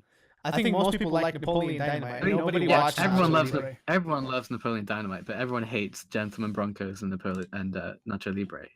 I hate Nacho Libre because I don't like Jack Black. Oh, is it like missed out like Robin Williams because you don't like what you've seen? He's only seen the. He's only seen the one movie where Jack Black like dates a fat girl, but the fat girl is Gwyneth Paltrow. Hello, how? What a fucking train wreck. Wait, are you talking about that movie where like she's really skinny but he sees her as fat or something? No, it's the opposite. She's really fat, but he sees her as skinny. I've seen that movie and it's garbage. There's so many problems with that film. No, like I don't. First of all, why did they think that was a good idea? Second of all, I don't. He sees people who he thinks look ugly, and then when he sees them as the pretty version, they look prettier as the ugly version because they've just like put glasses on and not straightened their hair. Dude, that whole movie is like some 14-year-old kid's quote unquote deep post on Facebook. Like, I wish I could see the inside of people. Yeah. Yeah. The movie sucks. Remake Shallow Hal, but he just sees skeletons and X-rays. Wait, no, they actually did a remake of that? Really? Did they actually remake Shallow Hal? Is that movie called Shallow Hal? Is that what it's called? It's called Shallow Hal. Okay, I thought it was something like a pun on being fat or something. That's what I assumed it was. What is that title? I don't know. It's a really shitty title. It has nothing to do with the movie. It kind of does. All right, let's. I thought you said like a pun on being fat, like pondering on being like a philosopher. It sounds like a philosopher. Wait, no. That's not. No, even I refuse to philosophize about that movie. There's nothing. I philosophize about completely random shit. Sonic the Hedgehog. There's a lot of philosophical meat on the bones of Shallow Hal. There's actually no meat on the bone. There's not even a bone. There's just nothing there. All right, sure. There's a lot. I've talked a lot about Shallow Hal. Yeah. Sure. All right, don't listen to this closed-minded man. I need you to make a video on why Jack Black's Magnum Opus, Shallow Hal, is amazing. No, it's not his Magnum Opus. It's Nacho Libre. No, his Magnum Opus is the 2006 King Kong, where he's barely in it. That's the Magnum Opus. Oh my god! Hey, I've heard that's good. Is it? Jack I Black actually like it. loves- I don't mind that.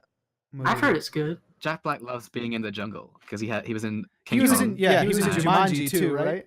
Tropic Thunder. He just fucking loves. Oh the jungle. shit! Tropic Thunder is a fucking masterpiece, and I will not hear her like. I fucking love that movie. It's the greatest ensemble film of all time. All I've time. I've never Well, seen it. Is it bad, good? Bad world. I think. Wait, Tropic. Is it like a satire on Apocalypse Now? Is that what it is, or is it like something else? Basically, it's a satire on basically all like war films. That movie is like underrated. Criminally Really underrated. funny. Yeah. Ben Stiller, who I don't like Ben Stiller in most things, but I like Ben Stiller in this. That and Zoolander is Ben Stiller Kino. And then Tom Cruise shows up, and he's just a fat guy for no reason whatsoever. He's just a random fat guy who dances to rap songs for no reason. Man, And then Robert Downey Jr. is a black guy, which nobody fucking talks about ever. very interesting use of blackface. They should have made it like a new Academy Award category for most interesting use of blackface, and then just given it to Tropic Thunder. Oh man, that's not a good idea. I still don't get how he managed to be in Tropic Thunder and then got cast as Iron Man. I don't know how that happened. I know, especially with Disney. Do you think Disney will like watch Tropic Thunder one day? And Wait, go, oh shit! No, Can't that have was before the Disney buyout.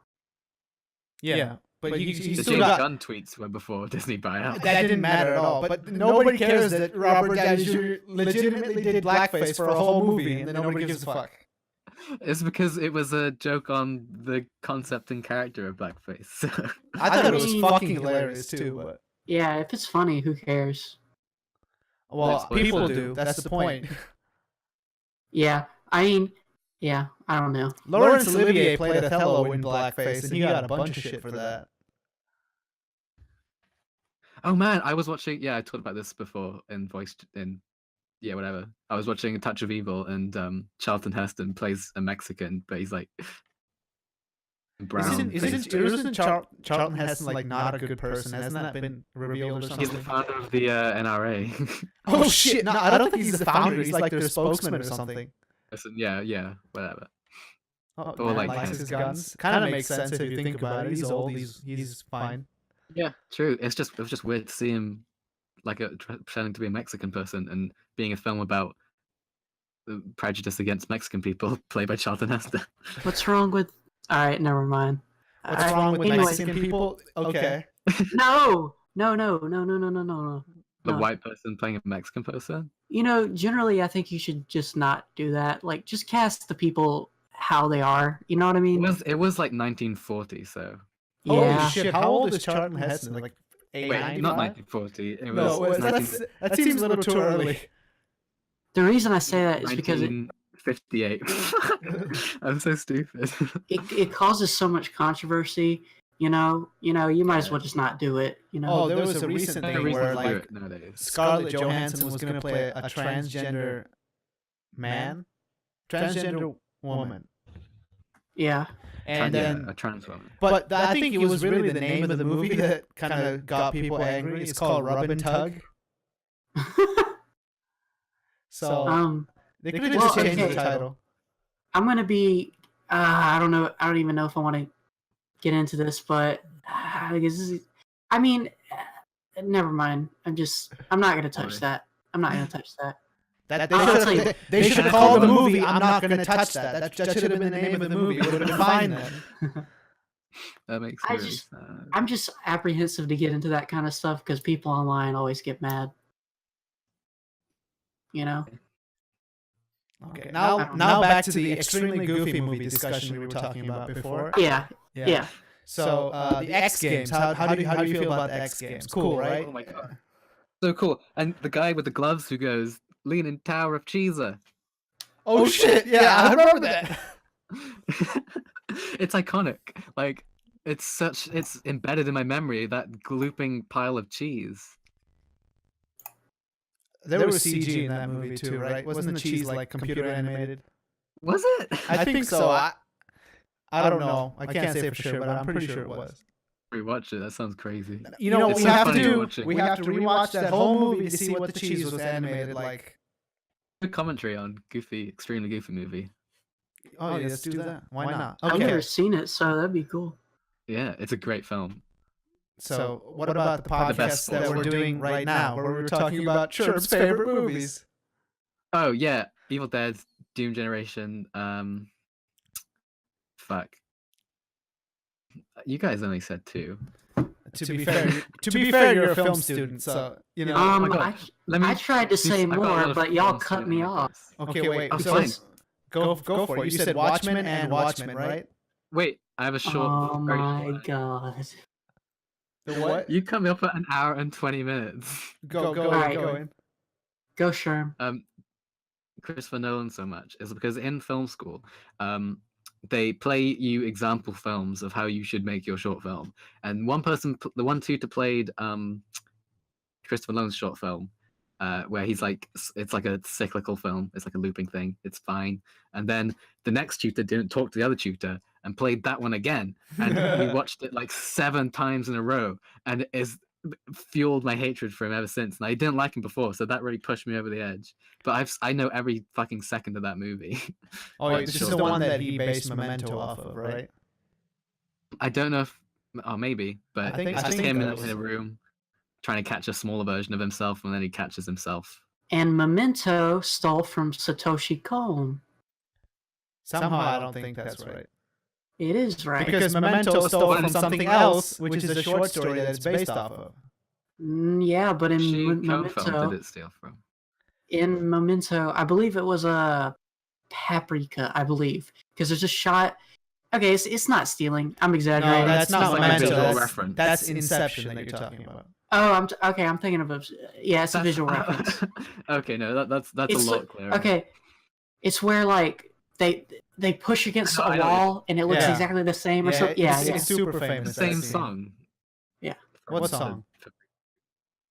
Wake People Up in Inception. Isn't it like really similar to the one from Paprika? The Wake People Up song?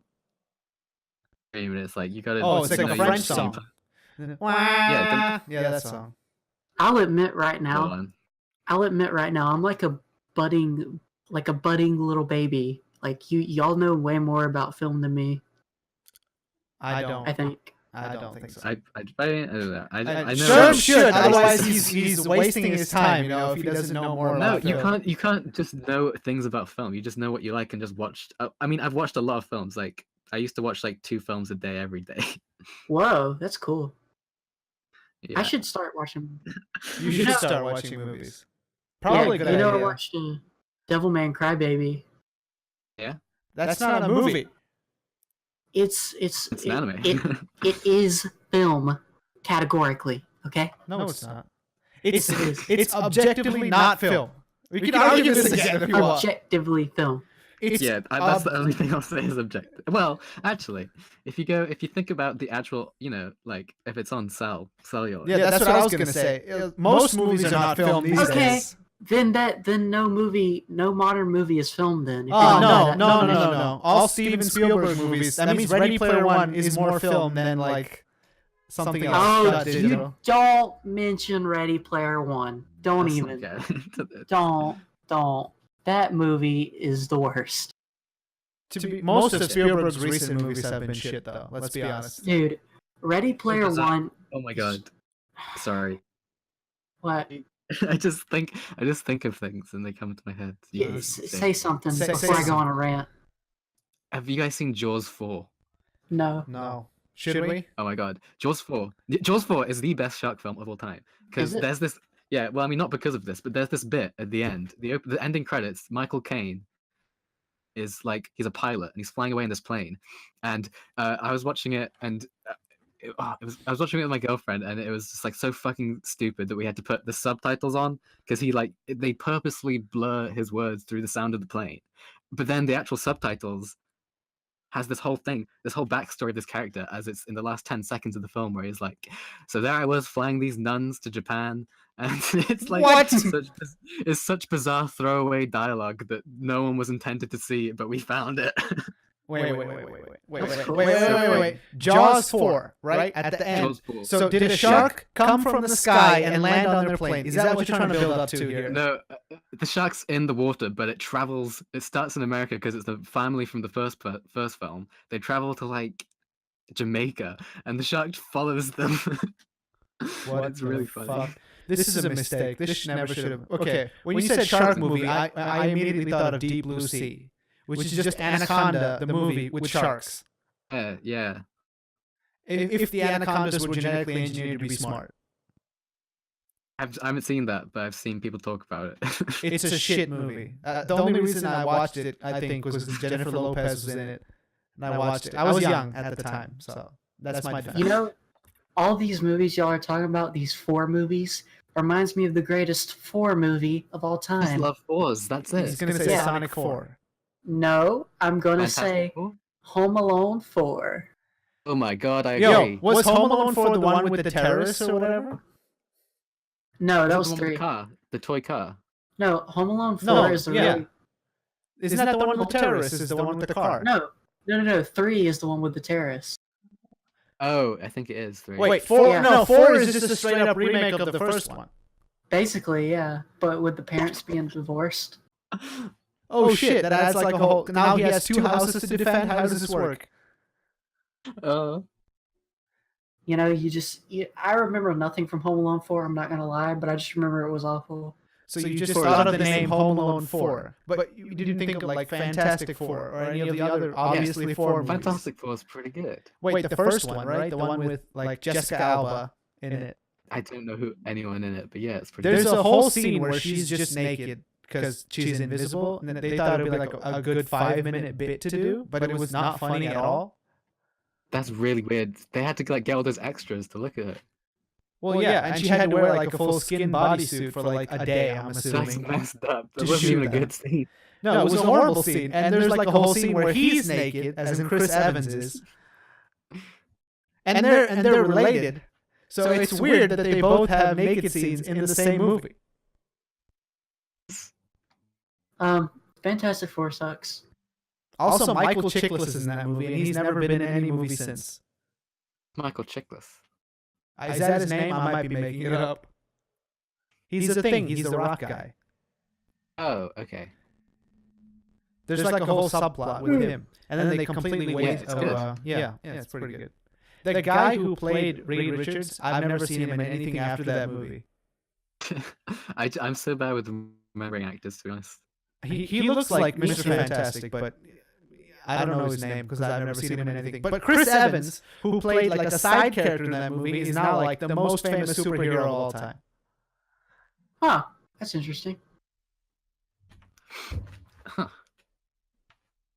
Just weird coincidences. Also, they made a second one where they played the Silver Surfer, and they made a remake, which is complete That one garbage. was cool. Okay.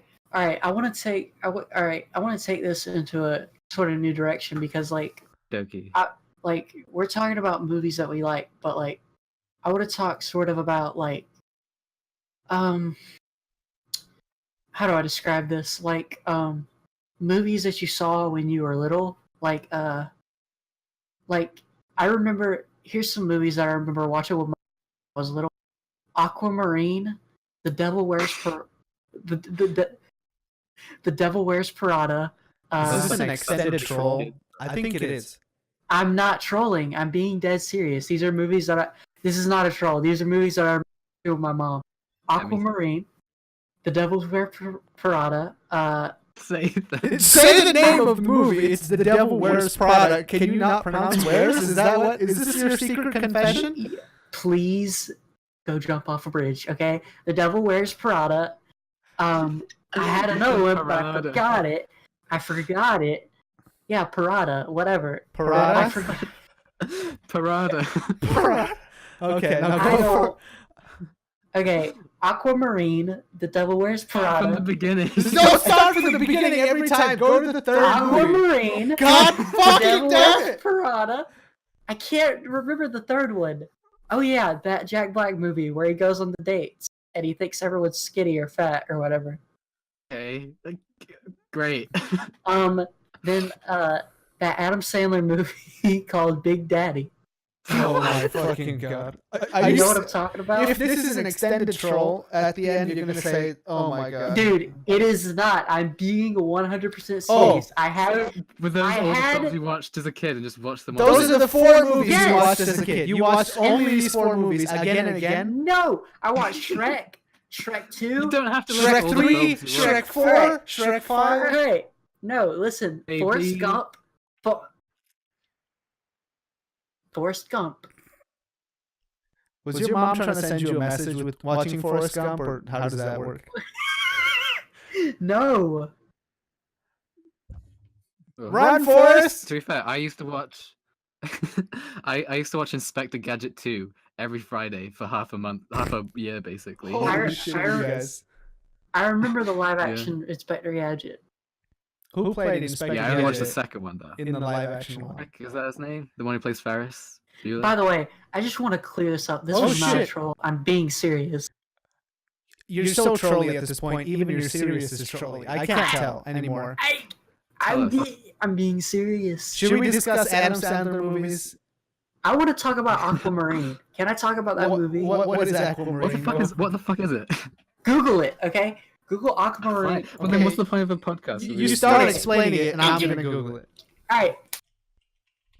Aquamarine is a movie. The human. It's basically The Little Mermaid.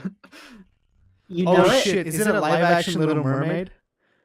Oh fuck! I remember this girl. Yeah. I told you. They Wow, they okay. remade this movie again. It's on Netflix.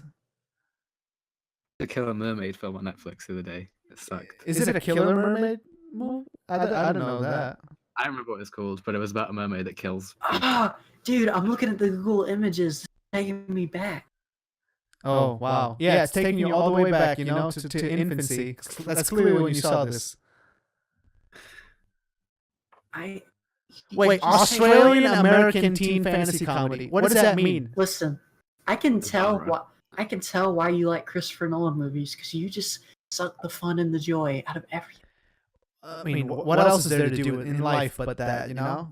Suck the fun out of Aquamarine. That's a good point. I agree. The movie sucks. Okay. But I want to talk about Aquamarine, okay? Did you do any mermaid cosplay as a child? Is that what you're trying to tell us? What is happening here? I'm mermaid cosplaying right now. Anyways, so Aquamarine, there's something about the atmosphere of that movie that I actually like, because like there's this part, right, where Aquamarine, she first appears, and it's like dark, and the two teenage leads are like just like chilling in their like beach home, and it's a nice beach atmosphere, and then Aquamarine comes up and the storm comes, and like it's just it's like a beautiful storm, and then like the light shines on Aquamarine as she comes out of the like ocean, and something about it is just really charming and peaceful. Is the protagonist named Aquamarine? I think so, yeah. It's based on a young Is she adult a mermaid? novel, so I'm guessing yes. Yeah. Fucking weird. Are her friends mermaids, or is it just her? No, it's just her. And there's Okay. a part where they go. No, but she grows legs when she gets out of the water. And there's a part where they go to the mall, and she's like being reacclaimed to society, and she's like, "What's that purse?" And she screams at a lady with a purse because all she knows is the ocean.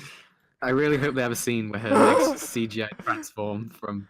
Bro, I hope she says the line that he just Yes. said, which is, "What is a purse? I only know the ocean." I hope she says that. No, the CGI tail comes in a lot. But And another thing, see, the more I think about this movie, the more I remember they make had a video on it. They had a vending machine in their house. What? It was Wait, really weird. Was this just your house, and then you saw a fish in the pool, and you thought it was a mermaid? Is that what this is? All right, the rabbit hole goes deeper because now I'm remembering a dream I had where Aquamarine house was my house. Oh, I get it now. This is like your sexual awakening movie. It kind of was, honestly. Aquamarine's pretty hot. To be fair, I can't disagree with you there. Okay, I like mermaids. Who doesn't? Yeah. Sherm is just completely weirded out by this. Nah, I mean, This is the type of thing Sherm would make Also- a video about on his channel. This movie came out when you were 7 years old. Are you telling me you were like sexual at 7? No, I watched it when I was like probably 9 or 10. Oh yeah, but totally. Kids are when they're 7. Totally. What are you talking about? Okay. Yeah. I really don't want to go There's into something this. there. But yeah. Just look up Sigmund Freud. That'll teach you everything. Anyways, Just Google Sigmund Freud. Just Google that. Don't even Google like a book. Just Yeah. Google Sigmund Freud. There you'll we go. understand the plot of Aquamarine if you Google Sigmund Freud. I Have you- understand everything now. I can see the Matrix. I can see it all. Have you guys seen Shark Boy and Lava Girl? Oh shit! Yeah, Yes. best film ever. Yes. That's another classic from when I was Yeah. littler than I already You know. could have just said that first without mentioning any of these movies. Yeah. Because Aquamarine That was such a is waste of important. time. Yo, It's not a Aquamarine waste of is time. okay. Go back. First one. Aquamarine is Aquamarine. objectively First not one. important at all. No one gives a fuck about Aquamarine. I Good care fuck. about. Let me look up Aquamarine on YouTube. I guarantee you. If there's you an Google analysis Aquamarine, channel. it's not even the first thing that comes up because no one cares about it. Also, wasn't the director of the Spy Kids movies the one who made Shark Boy and Lava Girl? Yes. It was based on his Oh, kid's dreams. Steven Universe comes up. Give me a break. Yeah. Whoa, dude! The Aquamarine trailer has 5.6 million views. What the fuck? What Dude. the fuck? Look up Aquamarine. It has 5.6 million views. People care about I Aquamarine. mean, I'm not gonna look it up. I believe you. I Look believe you. at- I don't even care enough to look, to be honest. I'll believe you. It's fine. The first comment is, "Have you seen anything more 2000s?" Dude, this movie is the early 2000s. They made it like I a do love Cinderella 2000s movie. movies. There was a movie called A Cinderella Movie with Hilary Duff, and then like 4 years later, they made another movie called Another Cinderella Movie with Selena Gomez. Wait, Bro, wait, I'm thinking of the Princess Exchange Program, whatever the fuck it was called. I'm No, sorry. wait. Is that the one with Anne Hathaway where she becomes a princess, or is that a different one? Wait, I think guys. that's Princess Diaries. Okay, Yeah. I'm still hung Wait, I'm up thinking on of the Aquamarine. Disney Channel original movie, Princess Protection movie. Aquamarine The has Princess Protection movies? There's a movie called Princess Protection. It's called the Princess Protection. Fuck, think I I've don't seen care. I don't care about it. I'm not I going to know. talk about it. Please. Aquamarine has Emma Roberts in it. Let's look up No. her filmography. Oh, Emma Roberts. I thought you said Julia Roberts, and I was like, fuck, that's weird. No, Emma Roberts. She was Nancy Drew for a hot minute, and then she gave up on that. I don't know why I'm obsessed with Aquamarine. I think I know why, but I really don't want to go into it. Why? Say it. No, you can't make me. Can we talk about the land of cookies and milk in Shark Boy and Lava Girl for a second? Yes. Okay. Yeah. Yes, I love that part. Disgusting. Yo, that was like my dream when I was a kid. I wanted to go to the land of cookies and milk for sure. Dude, that part always The made me milk is hungry. The milk is like slime. Yeah, because the milk is like CG before CG was good. I know. Okay. It's All right, so Max's dream journal, like when I looked at him writing in his meme. when I when I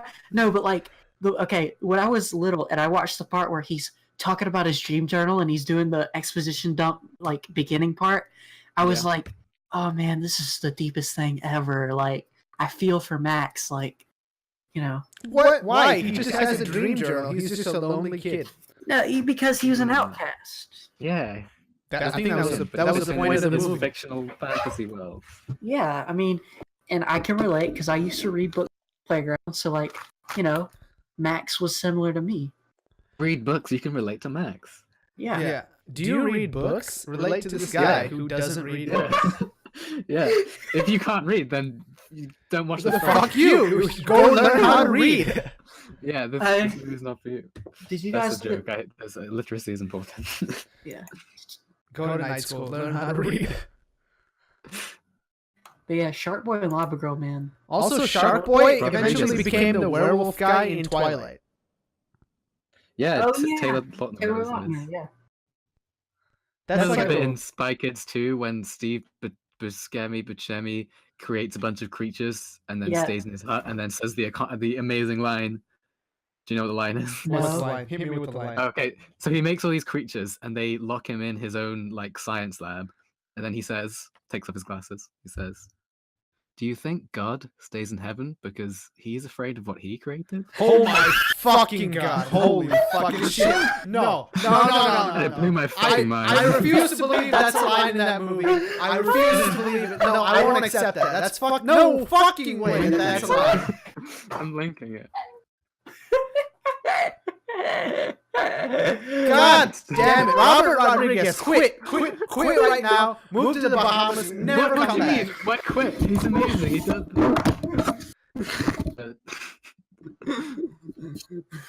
I like how they zoom. It's a close up of his face with the two kids way in the background, and they have no idea what the fuck is going on. We'll insert it. Holy shit. This is horrible. No way. This is not a thing.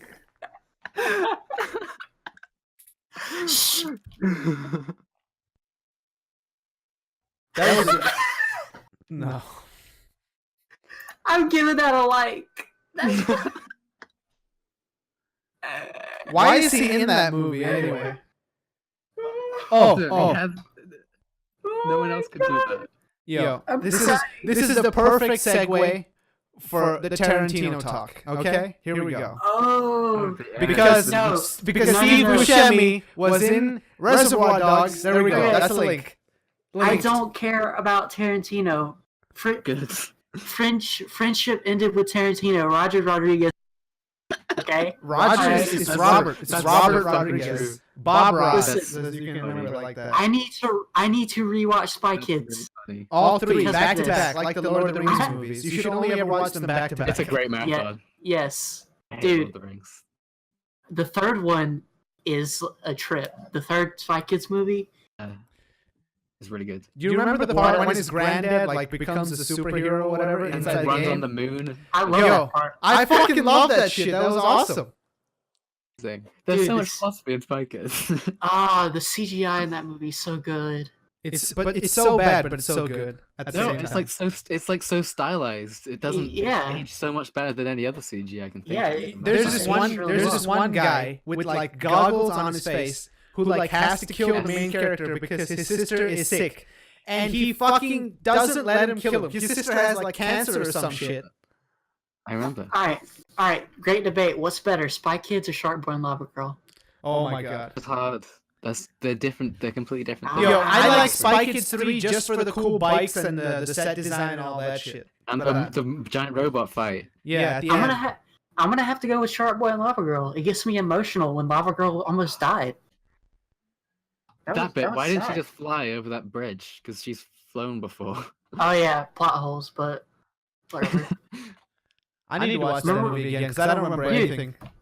Do you remember the part where like Shark Boy has Lava Girl and he's taking her to the volcano to live, but the volcano is simultaneously injuring him. It's so deep, like Yeah.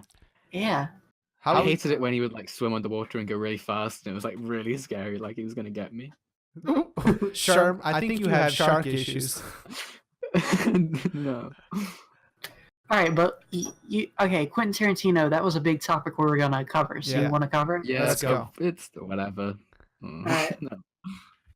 Does the internet really need more people talking about? I don't feel that strongly about him to like debate or anything. So I just think two it's other points. I just think it's kind of weird that every movie he makes has someone like profusely using the N-word in it, like a lot, to make a point almost. I really don't. I really don't care about that. Have you guys seen? Sorry, you go. No, okay. All right. Let me clarify. I think I just view it as that's his art. You know.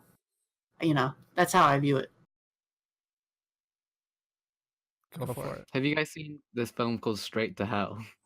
No. Is it called Drag It's Me Straight to Hell or just Straight to Hell? Straight to Hell is from like the 80s, but the first 10 minutes is basically every Tarantino film, but just like it starts off with these two like hitmen that basically look just like the ones from Pulp Fiction. They go into this like hotel. Jules and Winston. and then they capture this like pregnant lady, and they drive her into the desert where they have a suitcase full of money and they bury it, and then it's a western. Wait, so what does the That pregnant is- lady have to do with that- it? That is every Basically, like the Tarantino lady movie. in Hateful Eight, like she acts the exact same. Yeah. Wait, okay, so they wait. captured it. What, But it's what, basically like what did you think about the twist at the end of Hateful Eight, though? I was so not paying attention. Dude, Yeah. okay. I liked I need Hateful to, Eight. I'll be honest, I did think it was alright. Re-explain it to me because I kind of forgot it because that's like the worst Tarantino movie. I wouldn't say it's the worst. I think there's worse. Wait, Jackie Brown's the worst. Never mind. No, Jackie Brown's Yeah. good. I mean, it's good, but it's the most boring to me. What's the best one, in your It's a opinion? bit boring. And Okay, the best one is probably Kill Bill. Why, though? Because that movie, specifically Volume 1, just because that movie is aesthetically just beautiful, and I know it borrows from all the samurai movies, and yes, it's the only Tarantino film with anime, so I'm a huge weeb, but it, like, I just love the part where, like, the soundtrack is it's just so good, and, like, the final battle where she's fighting that Asian chick, and, like, it looks like an anime battle scene. Like, there's snow in the... It's supposed to. That's the point. I know. It's so good. Like, there's snow in her backyard for no reason, and I just love, like, how their feet, when they, like, hit the snow, like, just the sound effects, and, like, the bird, the canary going down and up. You know what I'm talking about? The little canary statue. you It's should just watch. You so should watch good. Lady Snowblood because it's like, I know everyone says he like borrows things from it, but that one is like straight up. He takes so much from that film, but it's a really good film. Lady Snowblood, Lady I'll watch it. Yeah. And okay, here's the thing. All right, anytime I dog on someone from borrowing or quote unquote stealing, I don't actually mean it because I'm of the opinion Yeah, that you. of course. Yeah, because I'm of the opinion that you should borrow from other things. Unless it's literally plagiarism, then Yeah. copy what you want. All right, I will say the one thing that I kind of raised an eyebrow at is there's this y'all probably know what I'm talking about. There's this Naruto fight scene that is frame for frame the fight scene from Cowboy Bebop the movie. Yeah. And That one- that was taken from a what's he called, Bruce Lee film. Yeah. There you well, go. The cycle goes all the way back. Well, here's the context though. The context matters because the fact that Naruto just copied that fight scene from Cowboy Bebop frame for frame, it didn't feel like a reference. It sort of felt like they were trying to hide it. I don't know. When you say frame for No, frame, do you mean actually like frame for frame? Yes, look it up. It is frame for frame. I'm not kidding. Okay. Look it it up. all just randomly appeared. What? What is it about the Bruce Lee movie that you're talking about? I think in the Cowboy Bebop film they just like kind of rotoscope it in a way. That's actually cool, though. Yeah, that's cool. That's fine. But hold on. The context is important though because Spike is a character who's based off Bruce Lee. He's Lupin the Third and Bruce Lee mixed together basically. So Makes that's sense. that's a clever reference. It makes sense. But the Naruto one has no context other than they just ripped the animation frame for frame. That's Okay, why it's a little which fight in Naruto is this though? I can't remember, but just look at. It's in Shippuden, isn't it? No, I think it's during the Chunin exams. I think. Just look Oh, up is Naruto. it the Gaara Rock Lee fight? Yes, I think it is. Okay, Yes. then I don't have a problem with that because Rock Lee is Bruce Lee. Like he's the same thing. Hold on. We have to look up Cowboy Bebop. Naruto stole from Cowboy Bebop. Hold on.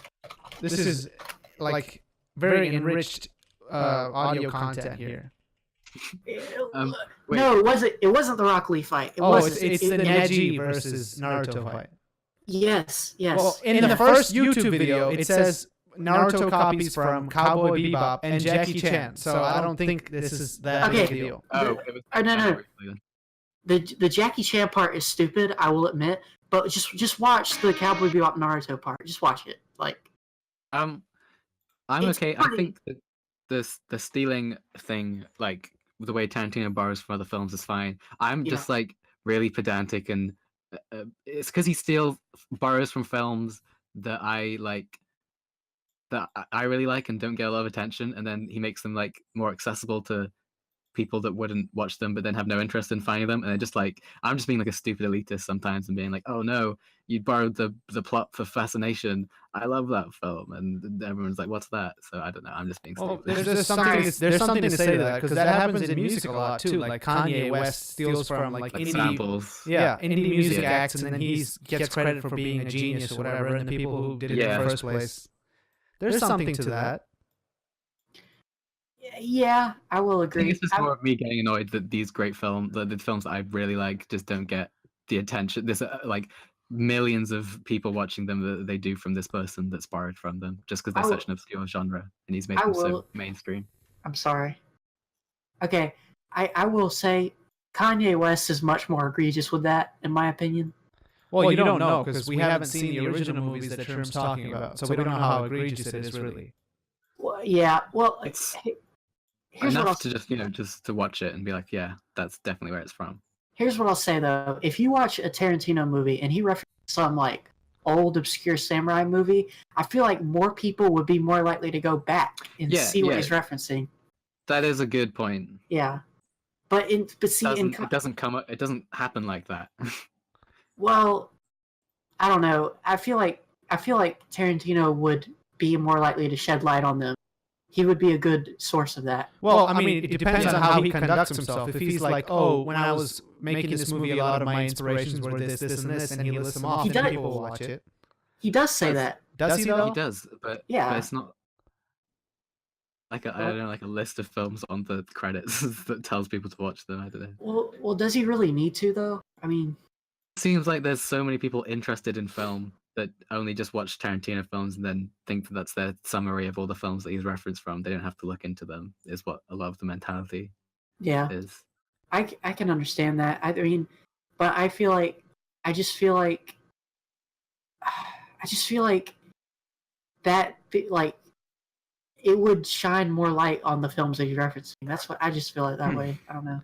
Well, like Steven Soderbergh does this thing where he makes a list every year of all the movies that he watches every year, in like on his website or whatever, so you can see whatever he watches and then watch. Actually, Tarantino used to do that as well. Oh, maybe he got. There we go. Soderbergh stole the idea from Tarantino. There we go. I just think no art is sacred. Like, I think you should borrow and redo things from the past. I mean, that's just a given.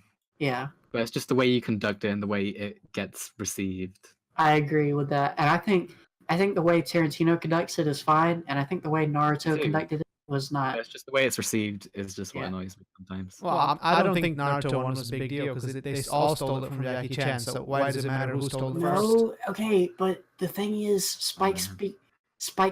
Just go listen to the exact PCP episode where they talk about it. Holy shit! I didn't listen to that, so I'm coming into this with no context. I didn't listen to that. So you guys stole this shit from them. Oh my god! Full circle. There we go. Well, I thought it would just be like a brief talking point. Podcasts are a stolen medium. Podcasts are Here, let me just steal right now. Anime is a Japanese colloquialism. Holy shit, that's the most meme stuff. Oh yeah, I know that's from. I mean, everyone. Anyways, so my favorite Tarantino movies are Django Unchained and Kill Bill. I was gonna say Django Unchained and Reservoir Dogs. Reservoir Dogs is good, yeah. I really like this. These don't count as like main Tarantino films, but I really like Four Rooms and From Dusk Till Dawn. Oh yeah, didn't he direct small segments of those? He directed. Well, he co-wrote and starred in From Dusk Till Dawn, and he directed like Four Rooms is an anthology, and he directed the last one and was in it. But just watch that. It's like a 20-minute film, and it's really, really good of him in it. Okay. Isn't From Dusk Till Dawn that zombie movie? Go on. It's the one in Alaska or something. No, wait, that's something else. No, it's in Texas or something. Isn't he from Texas? Isn't that a thing? I do really like Tarantino as like an actor. Like he is really, he's funny. Wait, what? No, wait. Okay, wait. Speaking of other directors as actors. No, yeah. You said you didn't watch any Woody Allen movies. Let me say something. If you see him in Full Tilt Boogie, he's hilarious. I think Tarantino, like, when he puts himself in his movies, it seems a little arrogant. Like when he put that's himself, why I like it when he's in other people's ones. Yeah, when he put himself in Django Unchained, I'm like, this does not fit at all. Wait, when was he in Django Unchained? Films, this fit. he's the one who rescues Django from like the like it's towards the end of the movie. He's one of the dudes who rescues Django from like the cage that they're in. Also, Jamie Foxx is a national treasure for sure. Yeah, he's awesome. And yeah, I was gonna say M. Night Shyamalan also puts himself in his movies. Yeah, but that's different. Yeah, Actually, no, Okay. it's not different. it's not different at all. It's the same thing. It's just because it's him that it's more memey. But in Alright. in other films, if M. Night Shyamalan was in another like film not directed by him, I want to see that. I just want to see him in every movie, just because when I see his face, I laugh. That's like a thing. yeah, All right, since we're entering the meme verse now with M. Night Shyamalan. I got something to say about. Go. Sure, go in. Yeah, go. You know the film? I don't know what it's called. It was called like Woman in the Water or something. Lady in the Lake. That's what it's called. Lady in the Lake, and it's like, doesn't it take place in like a swimming pool? I was gonna say that when he brought up Aquamarine, that it's the same thing as Lady in the Lake. But do you know the story about the production of that apartment set? No. What? He promised, like, he was like, the film cost like fucking loads of money, like so many millions, because he built that entire apartment just for that film. Like What the the whole fuck? Whoa. from bottom to top, he built That's it. the stupidest thing I've ever heard. Wait, no. I think he just wanted an apartment complex, and he said, "I'll make a movie that has It an could have apartment been. complex." He funded the whole building of it. And he ended up with the building at the end, which he now rents out, and that's how he lives. Okay. It might be deserted. He's going to use it for his next movie, but instead of using the abandoned apartment, he's going to demolish it and then build it up again, and then wait for it to be abandoned. So cool. You built a set and then just had all your films take place in that set. But isn't that like... That would be That's like the same as Okay. you just shooting videos in your house, and your house is the set. It's the same set. It's different stories. It's different universes. I have something to say about that. Are you guys familiar with the Angry Video Game? Yes. Okay, so James Rolfe, the dude who does AVG, Angry Video Game Nerd, he's actually like a really interesting guy because he has these videos on his channel about how he made movies in his house and built his Yeah. own sets. Yeah, And they're really good. They're really good looking. I'm like, dude, like, wow. Like, His university films are really interesting. For Yeah, sure, for sure better than are. a Red Letter Media movie, right? I've never seen that. Apparently it's Oh, shit, it's- so... Yeah, it's not great. Okay, I will say the Angry Video Game movie very good to me, but he's really good at stretching budgets and using practical effects, and I respect him for that. Speaking of Yeah. stretching budgets and practical effects, Godzilla. Primer. Oh. What's Primer? Primer is like this sci-fi movie where the guy only had a $7,000 budget, but the plot is like fucking nuts. And I think he's an engineer or something. So he like really went into the time travel shit and it went fucking nuts. Was the director an engineer? Yeah, Shane Carruth. I think he worked as an engineer before he became a movie maker. That's fascinating. Yeah. I need to watch that because the image that shows up looks good. So It's It's only well- like an hour and a half long. It's nuts. dude, that's some profit, man. Yeah. Yeah, exactly. It was like he just that was like that was his first movie, right? First feature.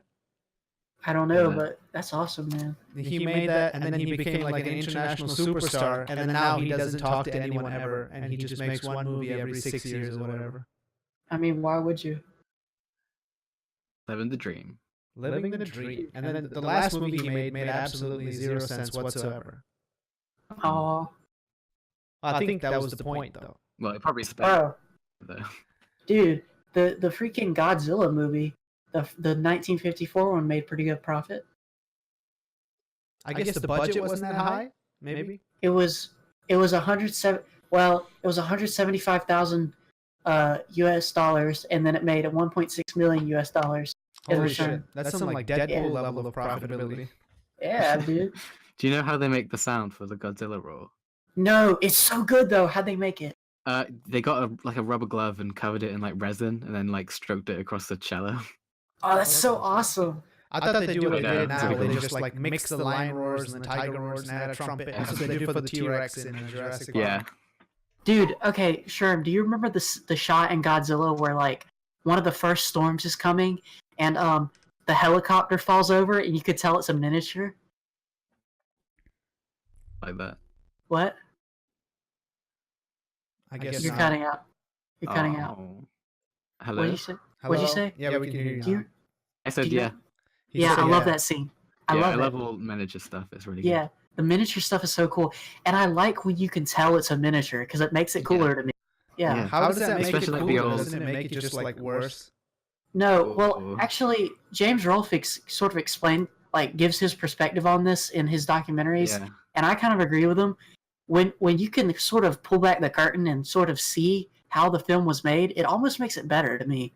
I like because it when everything you're seeing on screen isn't real. So if you're not just like hiding the fact that it's not real and showing something creative, then it's cool. Yeah, I respect it. like for the new Blade Runner movie, all the like landscape shots they did it like in the first movie where they made miniatures and shit. But you can't really tell when they show you the behind the scenes. But I don't think it should be like in the movie though. I think it's cool if it's in the movie, get that. honestly. Whenever like I see one of those like Power Rangers shows where they like clearly they're toys that they're handling when the fights, I get kind of pulled out of it. Ah, but that's 'cause, so like, that's- cool, though. Never goofy. Like if you watch the old kind of like Universal horror films where they use like miniatures for all them like castles and forests and stuff, it's really cool. Yeah, it's awesome. Why don't they do the opposite, where they shoot a movie in live action and then shoot it like tilt shifted so everything looks like it's miniatures? Because that's like stupid. I mean, Yeah, that'd be everybody cool. has too much That would be money cool. anyway, so why not? That I would mean, be you can cool.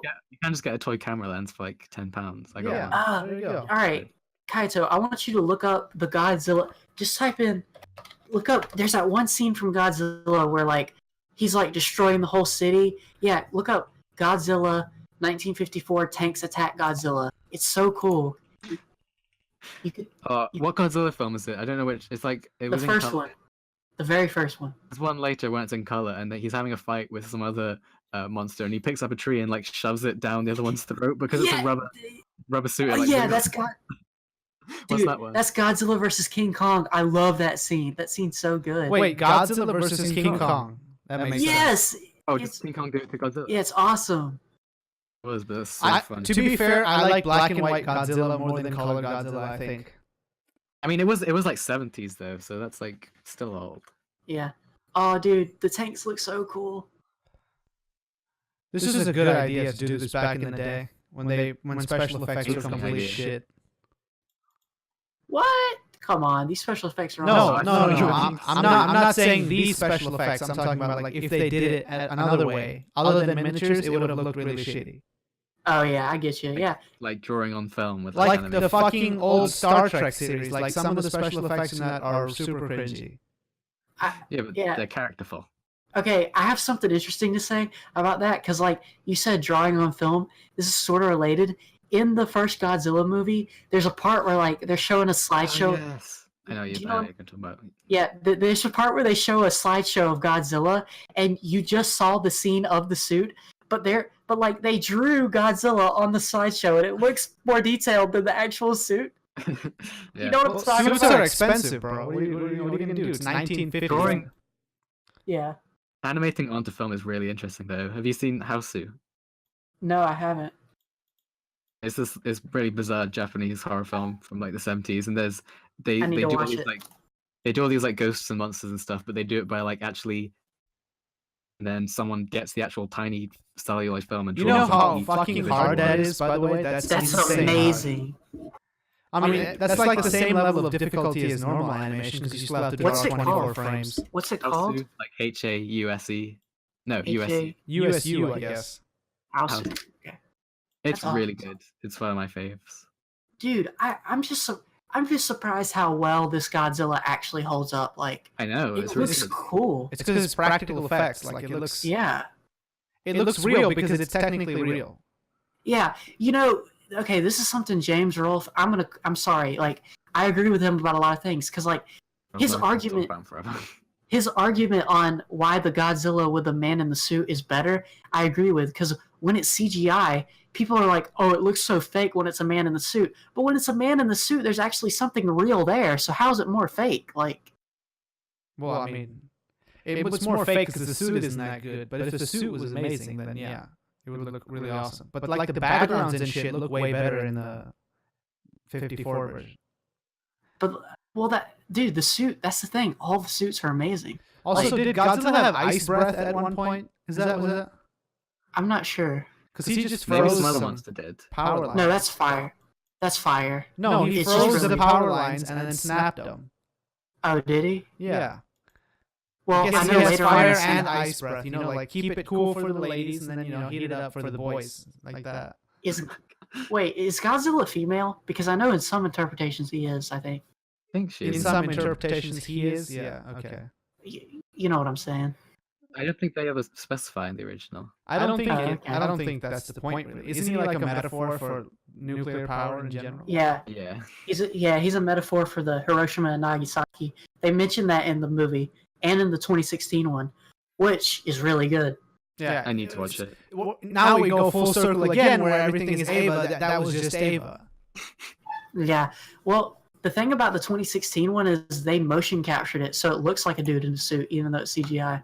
It's really good. There's a guy like with in a black suit with little ping pong balls attached to him, like crawling on the floor like Godzilla. Is that what you're saying? Yeah, they mocapped it. Dang. That's how they did it. Yeah. Which is why it's Well, so good. I will say when Godzilla showed up in the first scene of that movie, I was like, "Oh shit, is this the shitty Godzilla that we get?" And then I was like, "Okay, that's gonna be weird then." And then he like evolves 10 minutes later. Dude, the first we're spoiling it for Sherm. Close your ears, Sherm. Close your ears. Okay, I'll be right. I'll just go. Dude, but when I saw the first form of Godzilla in the movie, I was like, that is an angel from Evangelion, straight up. Also, when his like neck flaps open and like the blood juice drips out. Yes, that was so cool. That was so creepy. Yeah. I was like, okay, I might be okay with this, but the one at the end is more badass. Yes. Do you remember the part where he blows fire and like the whole city could just Yo, So the good. fire, even cooler than the fire, was like him ramping up to his atomic breath shit, where he's like yes, blowing fire, and then it like turns into that high pitched screech, and then he just shoots out a thing. yeah. And then and then he shoots like lasers out of his back. That was Remember kind of lame, though. Let's be honest. That was kind of. I thought that was cool. I thought he would just like accept all the nuclear and be like, hey, this is fine, and like. Okay, let's be honest. He should have grown wings at some point. Then it would have been 100% Ava. That's the second film. Okay, should we stop talking about Godzilla? Well, not These right guys- now, because Sherm just went to the bathroom or whatever. Let's keep talking about Godzilla. So the 2014 one, people say it's bad, right? The one with the American one? Yeah, the American 2014 one. Yeah. Well, okay, I'm actually interested in seeing that and the new King Kong Skull Island movie because the reason that they did those two films was to set up for Godzilla versus King Kong remake. Yeah, they're gonna And have a that whole sounds like awesome. monster cinematic universe. I think is the plan. Yeah, and as apprehensive as I am about cinematic universes, that is one that would make sense. Wait, how does that? It doesn't. None of them make sense really. But this Well, makes.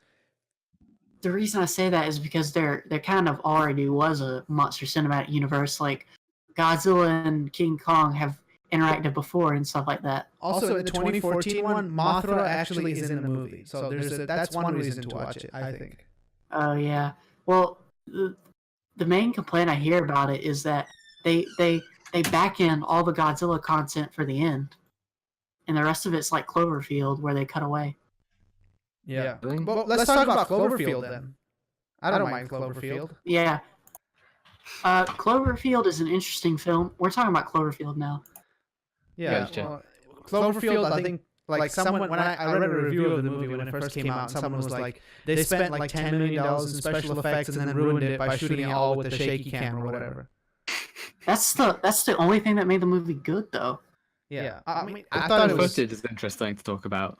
what. Just found footage. Yeah. Found footage as a genre or like a concept? Because there, I mean, I know most are like ghost films, but there's some ones that do it really interestingly. Like Man Bites. Is it called Man Bites Dog? The one where they do a fake documentary on a serial killer. I don't know. I've never seen that, but that sounds awesome. What's it Yeah, called? there's Dog.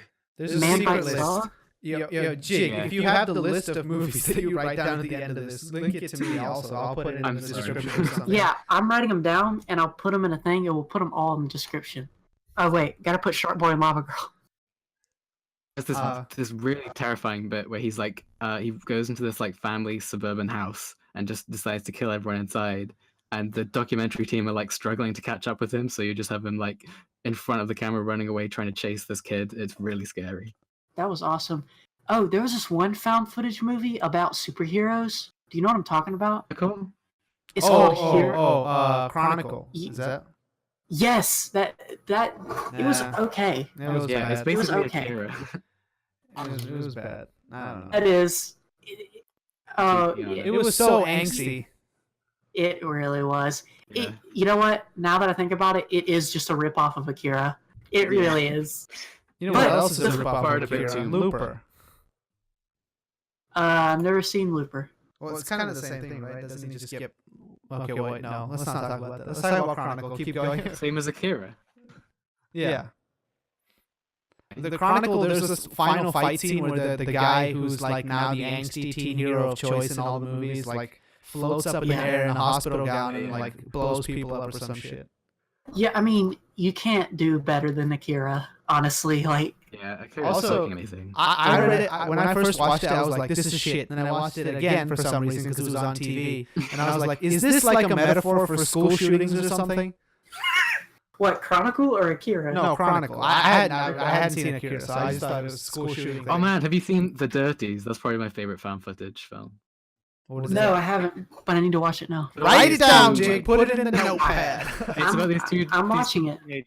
These two teenagers that like to make these like fun movies together, and they make these like kind of violent films, and they kind of plan a school shooting, and it's all done through like their friend filming them. It's really good. The guy who made it, Matthew something, he does the show called Nirvana the Band the Show, which is really good as well. Nirvana, the band, the show. The band show. Yeah. That reminds me of like the Uncharted movie, where Uncharted is a video game based on Indiana Jones, and now they're making a movie based on the video game based on the movie. Oh my god. Also, This when one is you, literally just called Nirvana the Band the Show. when you said make little movies at home, isn't there a Jack Black movie with him and You fucking can't rewind. So yeah, good. Mos Def is in that movie? A weird movie. What? Such a good Yeah. film. What? Yeah, Mos Def is in that movie. He's the co-star. Mos What? Def, yeah. Yasin Bey. Oh, man. I thought That's it was like awesome. Ice Cube or something. No, Does shit. he rap? No, he doesn't. I don't think he raps. It's about Fats Waller or something, isn't it? It was like a jazz pianist from the 20s or some shit. Yeah. Am I making this up? This is a real movie. No. That's Yeah, that's okay. true. They're trying to save the video store, because that's where that guy used to hang out. Okay, what is Tenacious D? Is Jack Black in that? Band that he has with Kyle Gass, and they have also like a film and a bunch of narrative music videos, and they're all very good. Huh, okay. The conclusion of this podcast is that Jack Black is a genius, an actual Black genius. is amazing. No, well, that is not the conclusion that I'm approve What of. he actually cares about. Okay, Really good. Sherm, you need to write in the thought bubble for this episode, Jack Black is a genius. Just write all the opinions that I Yeah, that's hate a in good every, idea. every podcast. Yeah, there Sonic, we go. that'll be the meme. Every opinion that I hate but you two like, you write the character thinking. That's funny. School of Everyone Rock. with different clothes. School of Rock, though. By the way, School of Rock. Okay, School of I think Rock. That's a pretty dividing film. School of Rock is kind of charming. Not gonna lie. I think that's the It's point of like it. you kind of have this cycle of like the first time you watch it, it's good. Second time, it's okay, and it gets worse and worse, and then it slowly gets better and better and better. It's like this dip. So it's Stockholm syndrome, basically. Yo, what other movies do you get that with? Where you think it's good first, and then you think it's bad, and then you think it's good? Fight Club. Oh. Fight Club I thought was amazing, and then when I watched it, like I kept watching it, and it just got worse. And then I watched it again. I'm like, I do like this film, but not in the same way. It's like you're trying to justify to yourself that you like it. Like, I do like this, right? I do. Yeah, it is. Because it's embarrassing. Why is it embarrassing? It's kind of stupid, and it's just stupid when you watch it as a kid and you think it's like the smartest thing ever. It's You know like what? yeah, go. Fight Club kind of has that vibe, though. I get what you're saying, because like it almost feels like at some points it almost feels like a garbage movie, but then it's like amazing at the same time. It has highs and lows. It's like baby's first movie, like baby's first edgy movie. It's baby's first anarchism and nihilism. Yeah, I was gonna say that too. Baby's first, like the anarchist cookbook for dummies. It's baby's Fight Club is baby's first quote unquote good movie. You know what I mean? Like also American Psycho falls into that same category too, I think. I've never seen American Psycho holds up a bit more. I'm not Does sure. it? I like watching videos about American Psycho more than I like watching American Psycho. I don't know That's what true. American Psycho is. It's with Christian Bale, your favorite actor. Alright, I'm not watching it then. No, Okay, I'm just kidding. no. I'm just kidding. I watched the weirdest film with Christian Bale the other day. It was called like Paperboy, and he was like Paperboy during from Atlanta, Based on the NES game Paperboy. based on like a famous rapper from the show Atlanta, Paperboy. No, he's like a paperboy in the 1920s. It's bizarre, and he like tries to start a revolution. Wait, he's a grown-ass man playing a paperboy. It's when he was like 15. It's directed by the same person who did High School Musical. What? Oh shit! High School Musical. All the High School Musical movies were supposed to be sequels for some other movie series. Were they? Oh, maybe it was Paperboy. No, for Grease, I think. Like they made Grease 2, and they were like, we'll make 5 more, and then they wrote the scripts for them, but then nobody cared about them, so they didn't make them, and they were like, High School Musical, let's go. Such a gap of time. I know. Like relevant to Grease. You know, it's really a shame that I was cast down upon for trying to talk about anime films, and now we're talking about Disney Channel and Shark Boy Lava Girl. High School Musical had a theatrical release. Yeah, okay. It had a theatrical release, so technically it's a movie. So did My Neighbor Totoro and End of Avon. Yeah, but those are weeb movies. Oh, here we We'll do a cartoon, the Silly Drawings podcast another day. Yeah, let's do that. I'm triggered right now. Alright, we'll do anime cast some other time. Sure. Animation. You know what? I get it. You respect anime so much that it needs its own podcast. Yeah, I want to dedicate some time to it. Also, they made an American Psycho 2 with the young Mila Kunis. Did they? Yeah. Did they? Apparently it sucks. Really bad. She plays his daughter, apparently, even though he doesn't have a daughter in the first movie. She just plays his daughter, and then she does the same exact thing, except she's a 14-year-old. Don't watch that movie. Don't watch that. I have a film. I might. Wait, I've seen clips of American Psycho. I feel like You probably the have. thing of the business card. Yeah, that's like the most famous scene from that. Wait, what? It's so funny. Wait, I think I didn't hear that. Sorry. What? The business cards. Have you seen the Sonic one where he does it with Sonic OCs? Where it's like, the businessmen sitting around a business table and they like show each other their business cards? No. No. Are we like meme referencing right now? We're just talking about memes. This is a meme cast. Let's be honest. It's my favorite. No, it's so funny. I'll send it, but we don't have to watch it now. Watch it afterwards. It's just so funny. The scene is really funny. Even in the movies, it's The hilarious. scene's amazing. Okay, have you guys? I'm sorry. I've never. Have you guys seen? It's a Netflix series. It's. Oh my! Just what is it? Just say it. Just say what it is. It's called End of the Effing World. I've read the comic. Oh, I see. I saw that. It was that was like American Psycho for teenagers. But I thought it was all right. I don't know. It's not a movie. I mean, it's kind of a movie. I'll give that a pass just because it's like 5 episodes of 30 minutes, so it could technically be a movie, but whatever. Okay. All right. My definition of movie is film, and to me, TV shows are just film series. My definition of movie is film. That's like the movie is film, so that's not much of a definition. What I'm saying is TV shows are included in that. They're just a different format of film. That could be a whole debate. True. That's not true at all. Yeah, I disagree. We'll get into this another time. That's a whole other topic. What's the argument? Well, they're just made completely differently with a complete different mindset and product and experience. Also, Okay. each episode of a TV show has to give a proper like 3-act structure, whereas a movie in its entirety does. So Each Look differently. The product, everything's different. how are they both not movies though? They are both moving pictures of a different format. I feel like if you can look at one and then look at another and look at them for like less than 10 seconds and tell when one's a TV show and one's a film, then they shouldn't be counted as the same thing. A TV show is just a different format of a film. Wait, Sherm, how do you feel about like the limited series that HBO and shit does? Miniseries, that's their own thing, I'd say.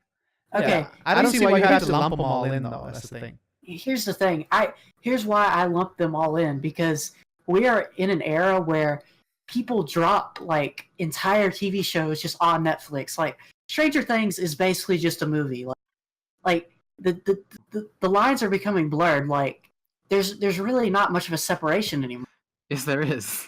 No, there's really not to me. They just look differently. They pace differently. If I can watch a Every TV show for movie looks and is paced differently though. No, they all if you watch follow a a grand structure. Like there's a whole school about how to make movies, and all movies follow that, and TV shows don't. That doesn't matter. Why does that matter? You can just tell the difference between them. You can watch a TV show for 10 seconds and a film for 10 seconds and tell which one's which. Okay, if I was a retard and you showed me an episode of Breaking Bad, I would think that's from a feature film. You know it's a TV show, and it's like as soon as you see it. Okay, I do. no, you don't. Breaking Bad looks like a Give me a feature test. film. Are we? a clip of anything. We're arguing based on like quality. Just because it's not a movie doesn't mean it's not good. It could be not a movie and not good. I'm not saying TV shows are inherently worse. They're just not film.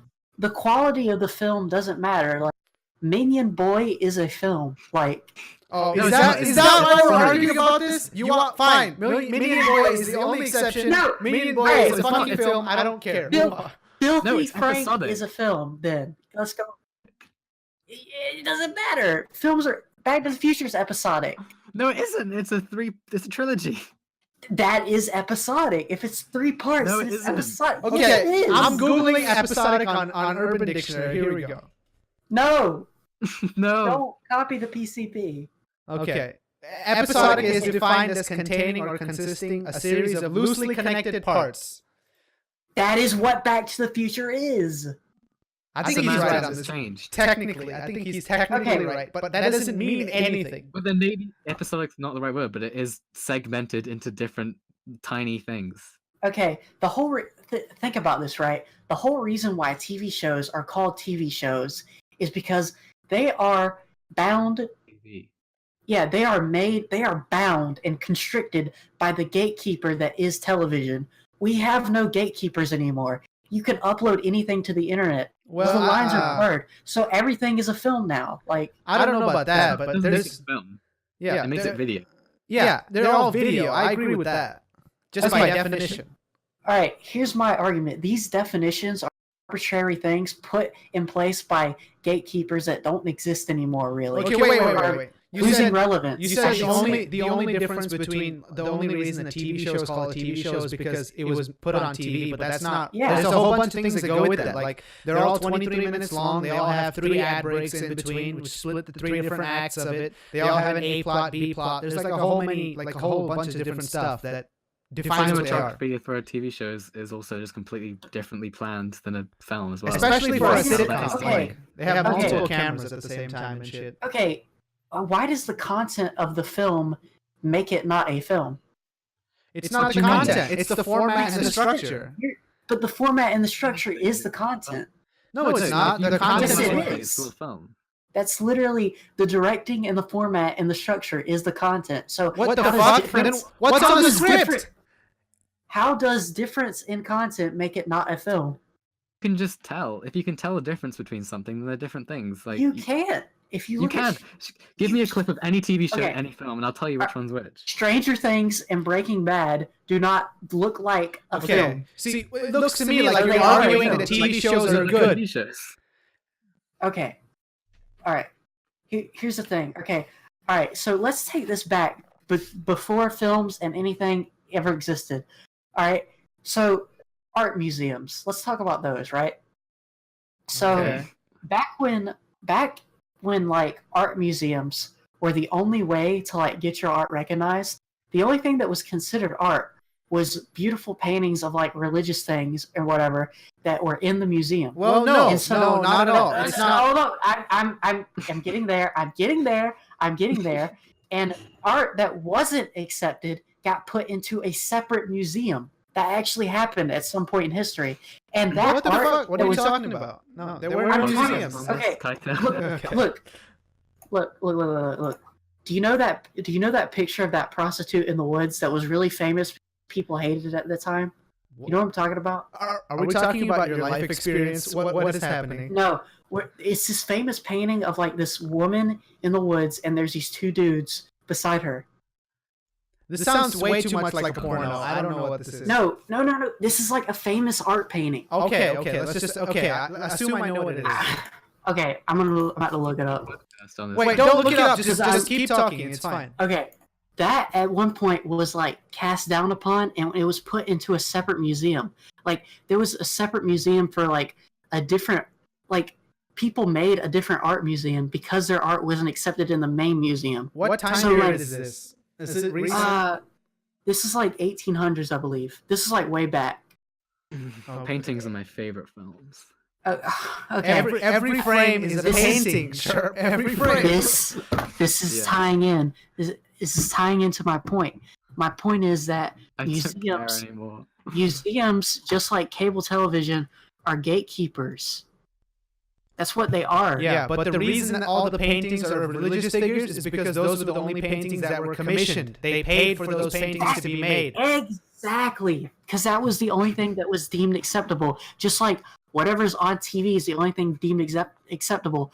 But when you have the internet... No one's saying that internet TV shows are not acceptable, though. No one said that. What I'm saying is that it's all that. What do these like categories like? Just what Jake, just look at significance it like do they this. Like, have? if you bring it to paintings, pretend like there's an oil painting and there's a watercolor painting. They're different paintings. TV is one of them and film's another. Like, it's just distinguishing between two different mediums. I guess okay. I'm someone who doesn't find very much value in genre in general. So I guess that's the perspective I'm arguing from. But film is not a genre. It's a type of thing. Yeah, it's a medium. Okay. All right. So functionally, I have to exist in the real world. So if somebody is talking about a TV show, I'm obviously going to say that's a TV show. I'm not going to be a jerk and be like, oh, well, it's all film, so why does TV show matter? But like in my mind, everything is a film. Like, Wait. We already defined this. We already said everything is video. Like, why do you have to make it film specifically? Why don't you just say everything is video? I guess that would be true. Okay. Right. Can we just accept everything is video and move on? Okay. Okay. Yeah. I'm just trying to argue arbitrary definitions. We right have now. 2 more talking points. Yes. Okay. Okay. Next point. I'm sorry. Okay, we'll do this one first. Film ideas that we've had. Film ideas that we've had. I'm pretty sure when I was a kid, I had a movie idea similar to Shark Boy and Lava Girl, but I don't know what I called it. It was a similar like animal plus human hybrid shit. Well, I mean, that could actually be films. Sherm, you've made 2 amazing films, one animated and one with Stop puppets. it. I'm being serious. Those were really good. Thank you very much. Especially the animated one. I like the puppet one. I'm gonna hear tomorrow if that gets into the film festival. Really? If it does or if it doesn't, we're gonna hold a special film festival pretending that Sherm's dead, and then we're gonna say the Sherm Memorial Film Festival. I love how his voice I went. can't make anything else. No, you can if you want. Nobody knows. We'll just pretend that we found it in your attic. It's fine. Hold on. Cut this whole thing. You guys just proved my whole point. A freaking 1 minute or 3 minute, however long it is, animation is in a film festival. Yeah, it is. It's a short film. No, yeah. What? No, that has nothing to do with what you were talking about. Yeah, it has everything to do with it. A short film. What do you think it? What do you think short movies are? Like, yeah. It's a film. Yes. It's a short film. Yes, we agree. It's a film. Okay. All right. Move on. All right. Okay. you got. What's your idea, Kaito? First, well, I don't know what it was gonna be, but I just thought of Wolf Boy and Diamond Girl, and that's basically Twilight. That's basically Twilight. That is Twilight. It is. Yeah. Gender swap Pretty though, funny. kind of. No, how is it gender swap? I refuse to believe that vampire guy is a guy. I think that was a girl to begin with. I'm an Edward Red Pillar. Convince me otherwise. He does look kind of gay. I'll give you that. Oh boy! Here come the YouTube comments. I'm sorry. That's not an insult. That's Yes, not. it is. That's Okay, just an sure. observation. Stop. Sure. What's your idea? Oh, for a film or Yeah, whatever. okay. I had 3 very specific ones as kids. Okay. As kids. As kids. Okay. I'll start with the worst one. So Jack Black. Oh my god, this is basically. So Jack Black is raised by people in the jungle as like a jungle tribe, and he learns to play like music. And then an explorer comes in and takes him into like New York City, and he like performs in a talent show, but does like tribal covers of pop songs. That was my first one. Not very good. Second one is a bit shit! better. It's like Jumanji plus King Kong mixed plus with the School of Gods, Rock. whatever That's that's what called. it is. God Yeah. damn it! That's genius. Let's make that movie right now. Jake can play Jack Black. I'll be the explorer guy, and you can be the pop music. Yeah, Oh, dude. It's, I'll put it on the back burner. But this is the second one. I So feel like I could play Jack Black better than Jack Black, but go on. you just have to put on some weight. Yeah. Well, we don't know that. He's I never thought done it a was face reveal, you know? Here we go. Yeah, I mean, you guys have seen my videos, my old videos. Do you mean your old films? Yes, my I old guess they're films. film. I guess Yeah. they're films. Okay, But second idea. Let's go. Sandler really needs money. He's burnt out. He doesn't care. He's cynical and he doesn't care. I'm Adam Sandler. And one day he discovers, because his mom's religious, discovers that priests get paid. People who preach get paid. And he's like, I'm going to priest school. And it's a funny journey of Adam Sandler pretending to learn God. And then he becomes a preacher. And then he finds the good in people because they're really nice to him when he's a preacher. But he doesn't become a Christian. The only thing missing from that is he needs to have a bunch of nuns who sing with him, and then they compete on American Idol because it makes you more famous. And then we have Sister Act 3 with Jack Black or Adam Sandler. Dude, Sherm, you just described the perfect plot to an Adam Sandler movie. All you got to do is add in Rob Schneider. There you go. Rob Schneider fuck. can be like, Please, whenever whenever I I see see Rob Rob Schneider, Schneider, it makes me want to throw up, I swear to God. You like a can do crazy it. organ player that plays like rock songs on an organ. Yeah. Wait, isn't this just the band these are all Queen? films. Like, That actually sounds like something from like Yeah. Adam Sandler's like recycling bid. He threw that out because he was I like, can picture these that's films not in good real enough. life. Like, are you sure? Are you sure they're not actual movies that exist? It might be. But I think I made them up. Okay. These were. I all thought of these when I was like under 12 years old. Though. So I thought you were about to say under the influence. Okay. my favorite one, but it's about Michael Cera is an aspiring yo-yo performer. He does yo-yo, and Will Ferrell is like the best yo-yo in the world. And they have like this giant yo-yo tournament, and Michael Cera rises through the ranks to defeat Will Ferrell in this giant yo-yo contest. It's actually- like Blades of Glory with yo-yos. Yeah. That actually sounds like a cool movie. Like, It's I'm not because kidding. I was really into yo-yoing, and I just got back into yo-yoing. I It's love like, yo-yoing. I kind what of want to make some if- yo-yo vlogs. Where What I if just That would be like a yo-yo. cool- Oh shit! That would be a cool anime. Yo-yo tournament. It would be like ping pong with yo-yo. Please Yes. no. Oh Yes. Massacre Master with yo-yos would. God. Oh. USA with yo-yos, it almost writes itself. Yeah, Dude. exactly. Okay, Devilman Crybaby. Oh, I'm sorry, this is a tangent. Devilman Crybaby. The aesthetic of that show is like, it's like I kind of like it, but it's just sloppy. Like Tatami Galaxy is just better. Yeah. Like, It's not as clean as the other ones.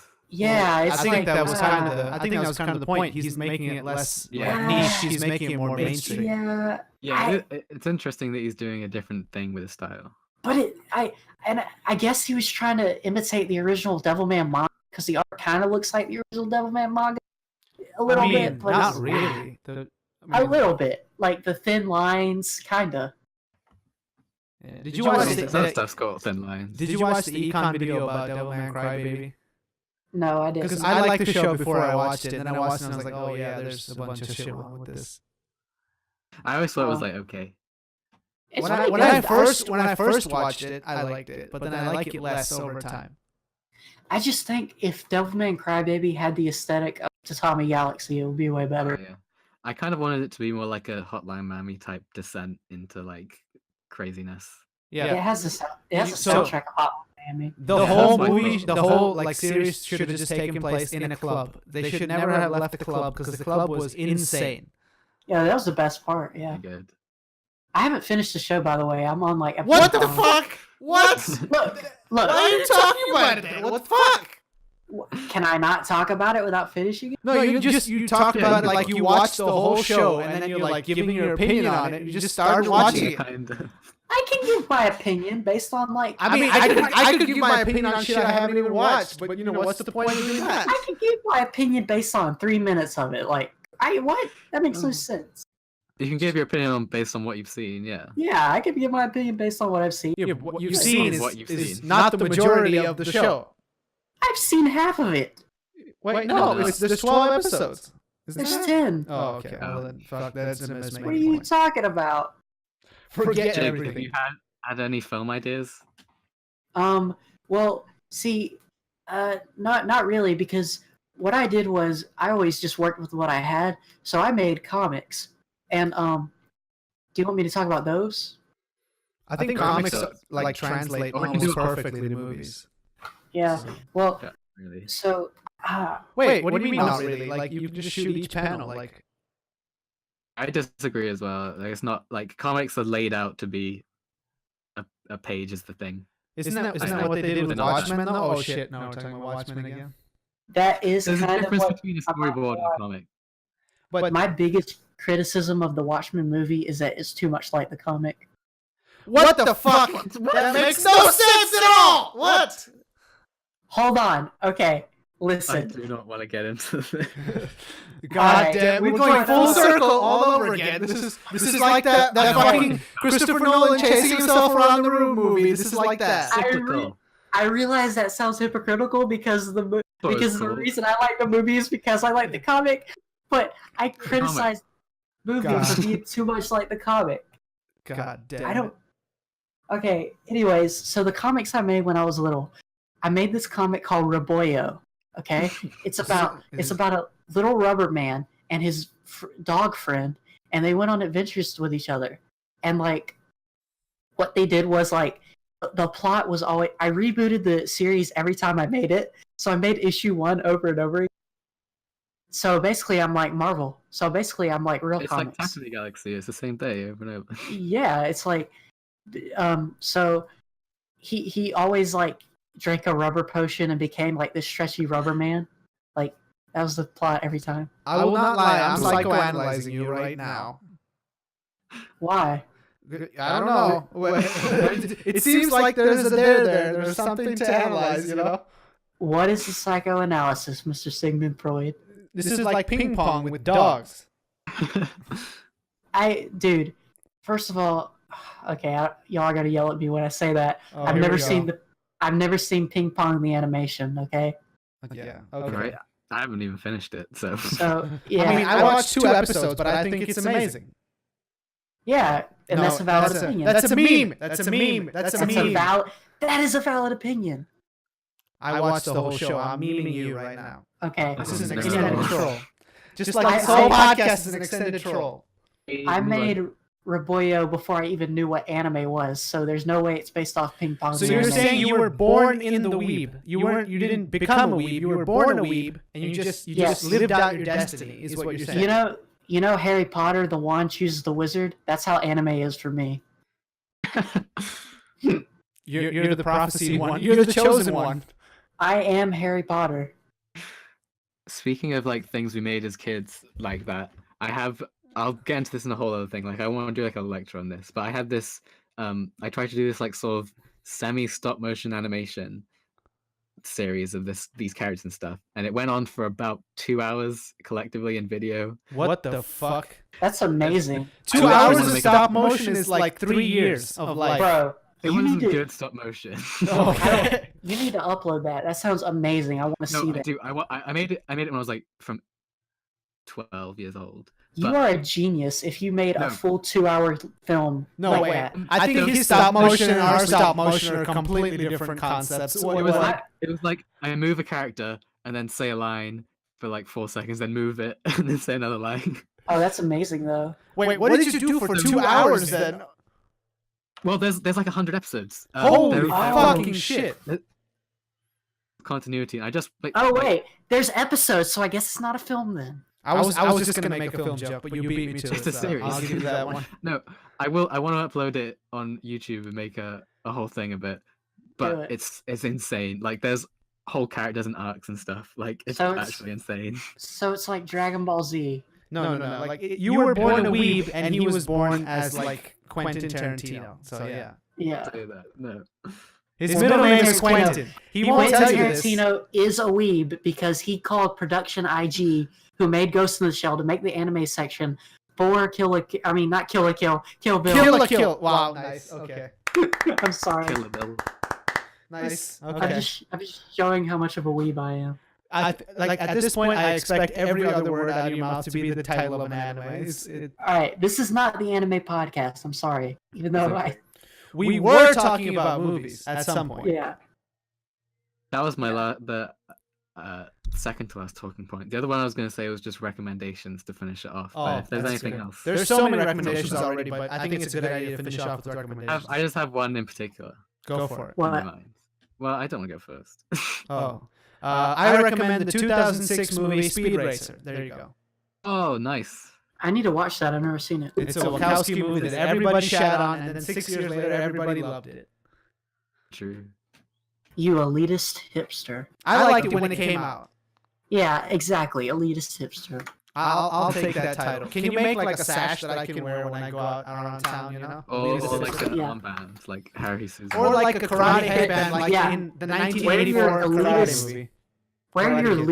elitist hipster thing on your SOS yellow Club.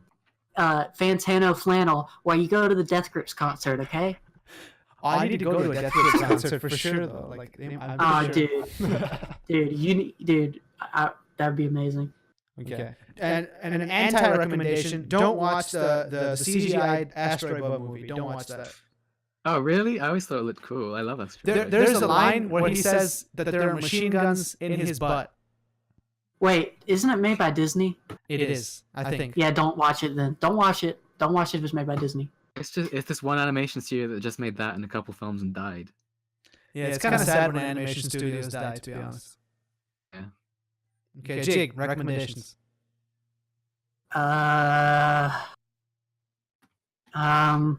Hold on. I gotta really think about this. I'm gonna take this seriously.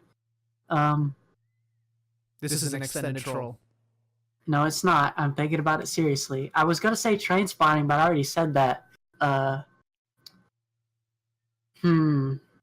need to think of a weird movie. Okay, you keep thinking. We'll come back to you. Sherm, here you go. Wow. Okay. I've been watching a lot of films by this person called Andrew Cooting or Cotting. It's got like the dots over the O, so it's Cooting. Cooting, probably. He's this British filmmaker, and I watched his films like last year, but I just started watching them again. And he does this. It's like artist moving image stuff, is what they call it. But he's basically like if Damon Albarn's music was a film, is how his films are. Cool. And he did this really good film called Gallivant from '96, which is basically he takes his his daughter who has some sort of like mental thing. I'm not sure what it is. And his grandmother, and he takes them for like a trip all around England where they and he vlogs it, and it's basically like it's this really weird form of like experimental vlogging, but also documentary. And it's all edited together really insanely, and they just go on this really nice journey together. And there's just a lot of cool moments, but it's just really trippy. But it's just such a good watch. Wait, what's it called? I get so wrapped up in your explanation that I forget what it's called. What's it called? It's called Gallivant, Which is a Gallivant, sick name, by the way. and Yeah. he does this. He has this sort of like rules, kind of like the Dogma, like Lars von Trier's Dogma '96 thing, where it's like he has rules for some of his films where it's like but it's all about like kind of walking and trekking and journeys and stuff. And he has one called Swan Down where he like travels across ocean, well, not oceans, but like lakes in a like a pedal swan car. He's really cool. He's just done one called Lake and the Dogs, which I haven't seen, but I think it's about some guy that was raised by wolves, and it looks interesting. Oh shit! It's like your Jack Black movie. Okay, I got a recommendation that Okay. I got a recommendation that everyone's seen. Pan's Labyrinth. Yeah, that's good. You can't hear you. Sorry. Pan's Labyrinth. Yeah. Okay, yeah. Shin Godzilla. It's really good. Yeah. I like how like you sound so disappointed with my recommendation. They're just like they're good films. Have you seen The Devil? Is it called The Devil's Backbone? The other film Del Toro did like around then. I haven't seen it, No. but it looks. I've wanted to. It looks- Also, Hellboy. If you haven't seen Hellboy, watch Hellboy. I've never seen Hellboy, but I need to. That actually looks like the best superhero movie. Hellboy.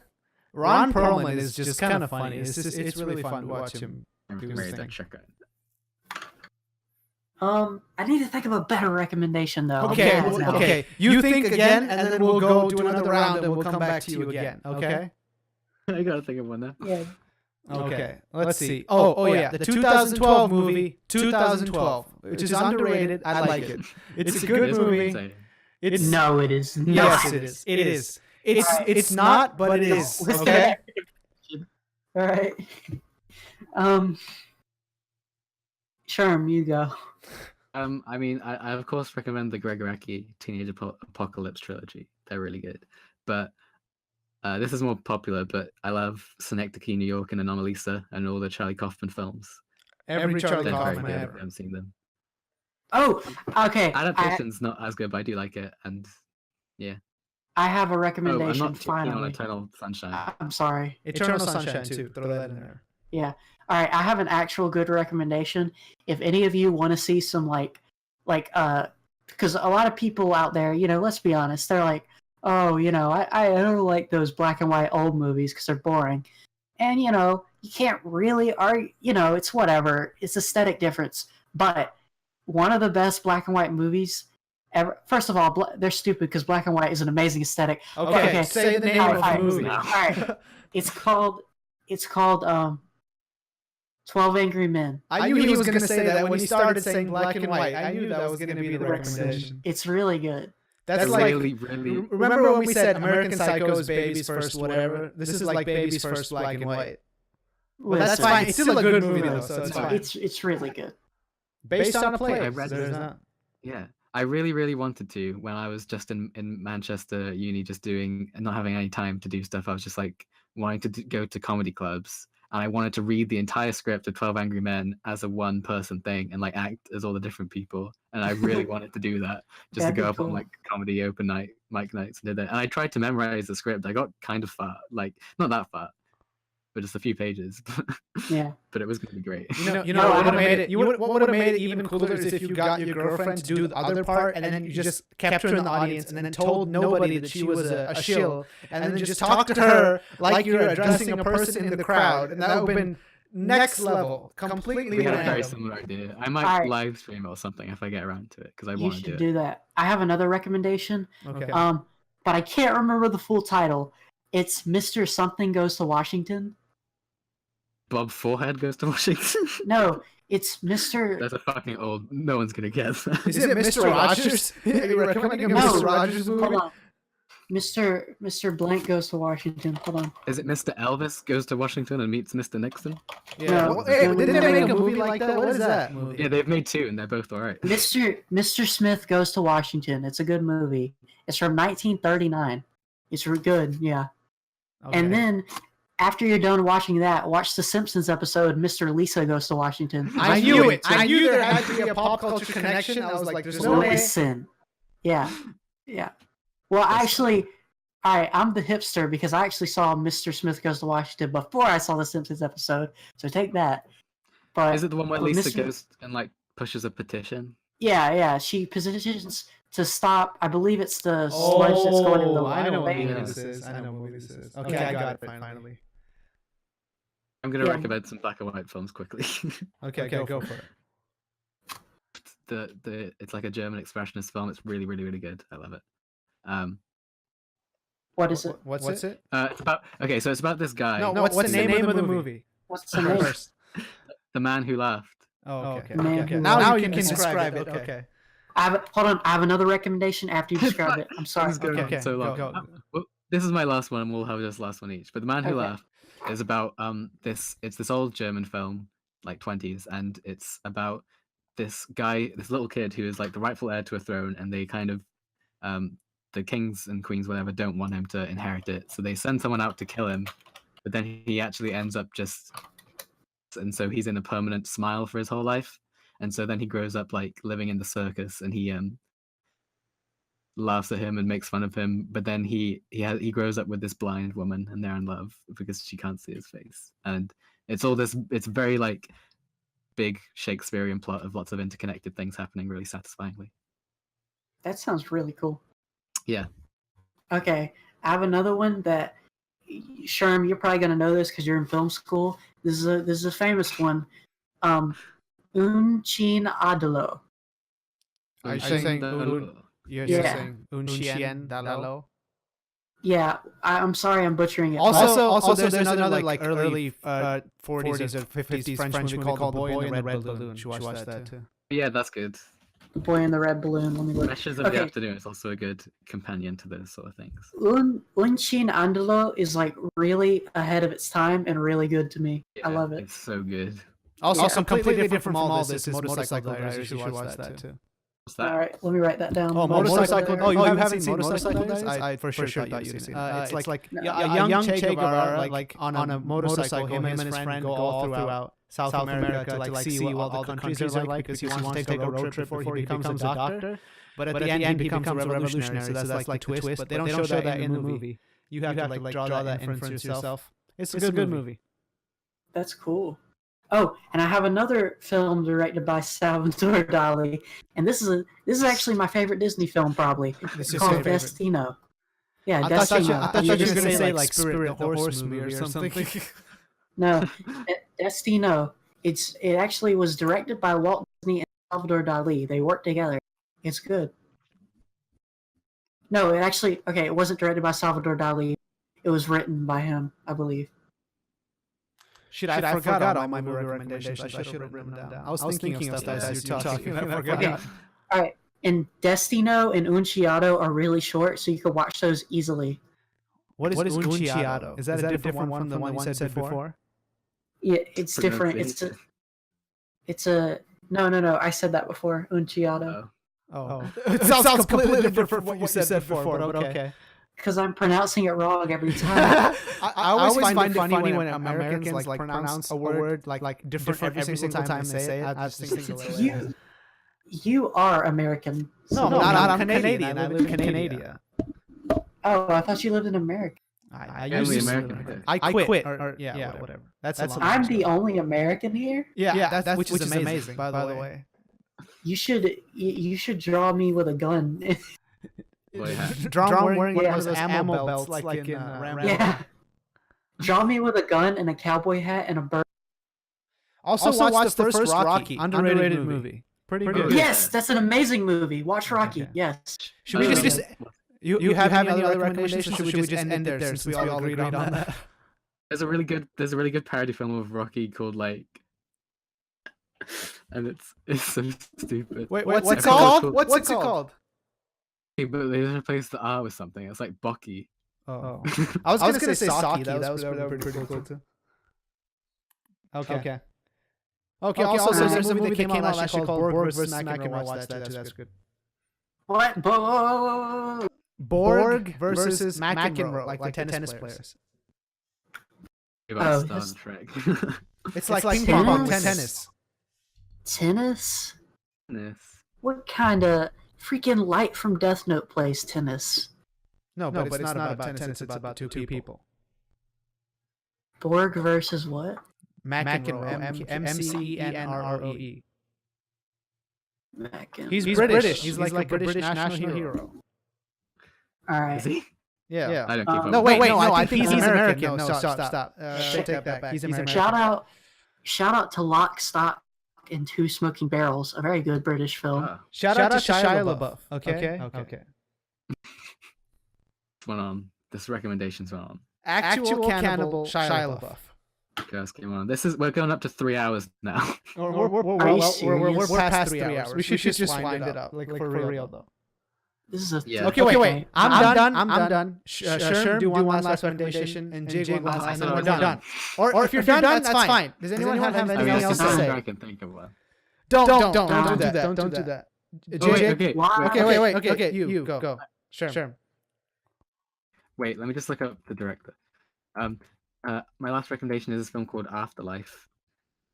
And it's this film by Hirokazu Koreeda. And he's kind of famous, but it's this really cool film where when you die, you go to this kind of film set, and this film crew reenact. You tell them a memory, and then they reenact that one memory for you in a film, and then that's the only memory you'll have for you into like the rest of your death. When I moved to university to start filmmaking, and it was just like perfect. Okay. Are we done? What's it called? I'm sorry, I forget it. Afterlife. It's called Afterlife, and it's from 1998 because there's a lot of films called Afterlife. Oh shit. Afterlife 1998. There's no way we're going to spell the director's name right, so just don't even try. With that. All right. It's a great film. Okay. All right. Wait. I didn't talk about how. Never mind. That's not even a point. No, don't even start. Just leave it. It's the last ones. No, we're good. We're good? Yeah. Okay. You guys want to record another podcast right after this? God damn it. That was the movie podcast. Thank you for listening. Subscribe to everyone. All the links are in the description. Everybody stop talking. We're done. Everybody stop talking. One more thing to say. Subscribe to Gigabytes. I said that. Everyone subscribe to everyone. Okay, stop. Everybody shut up. I'm stopping recording right now. Bye.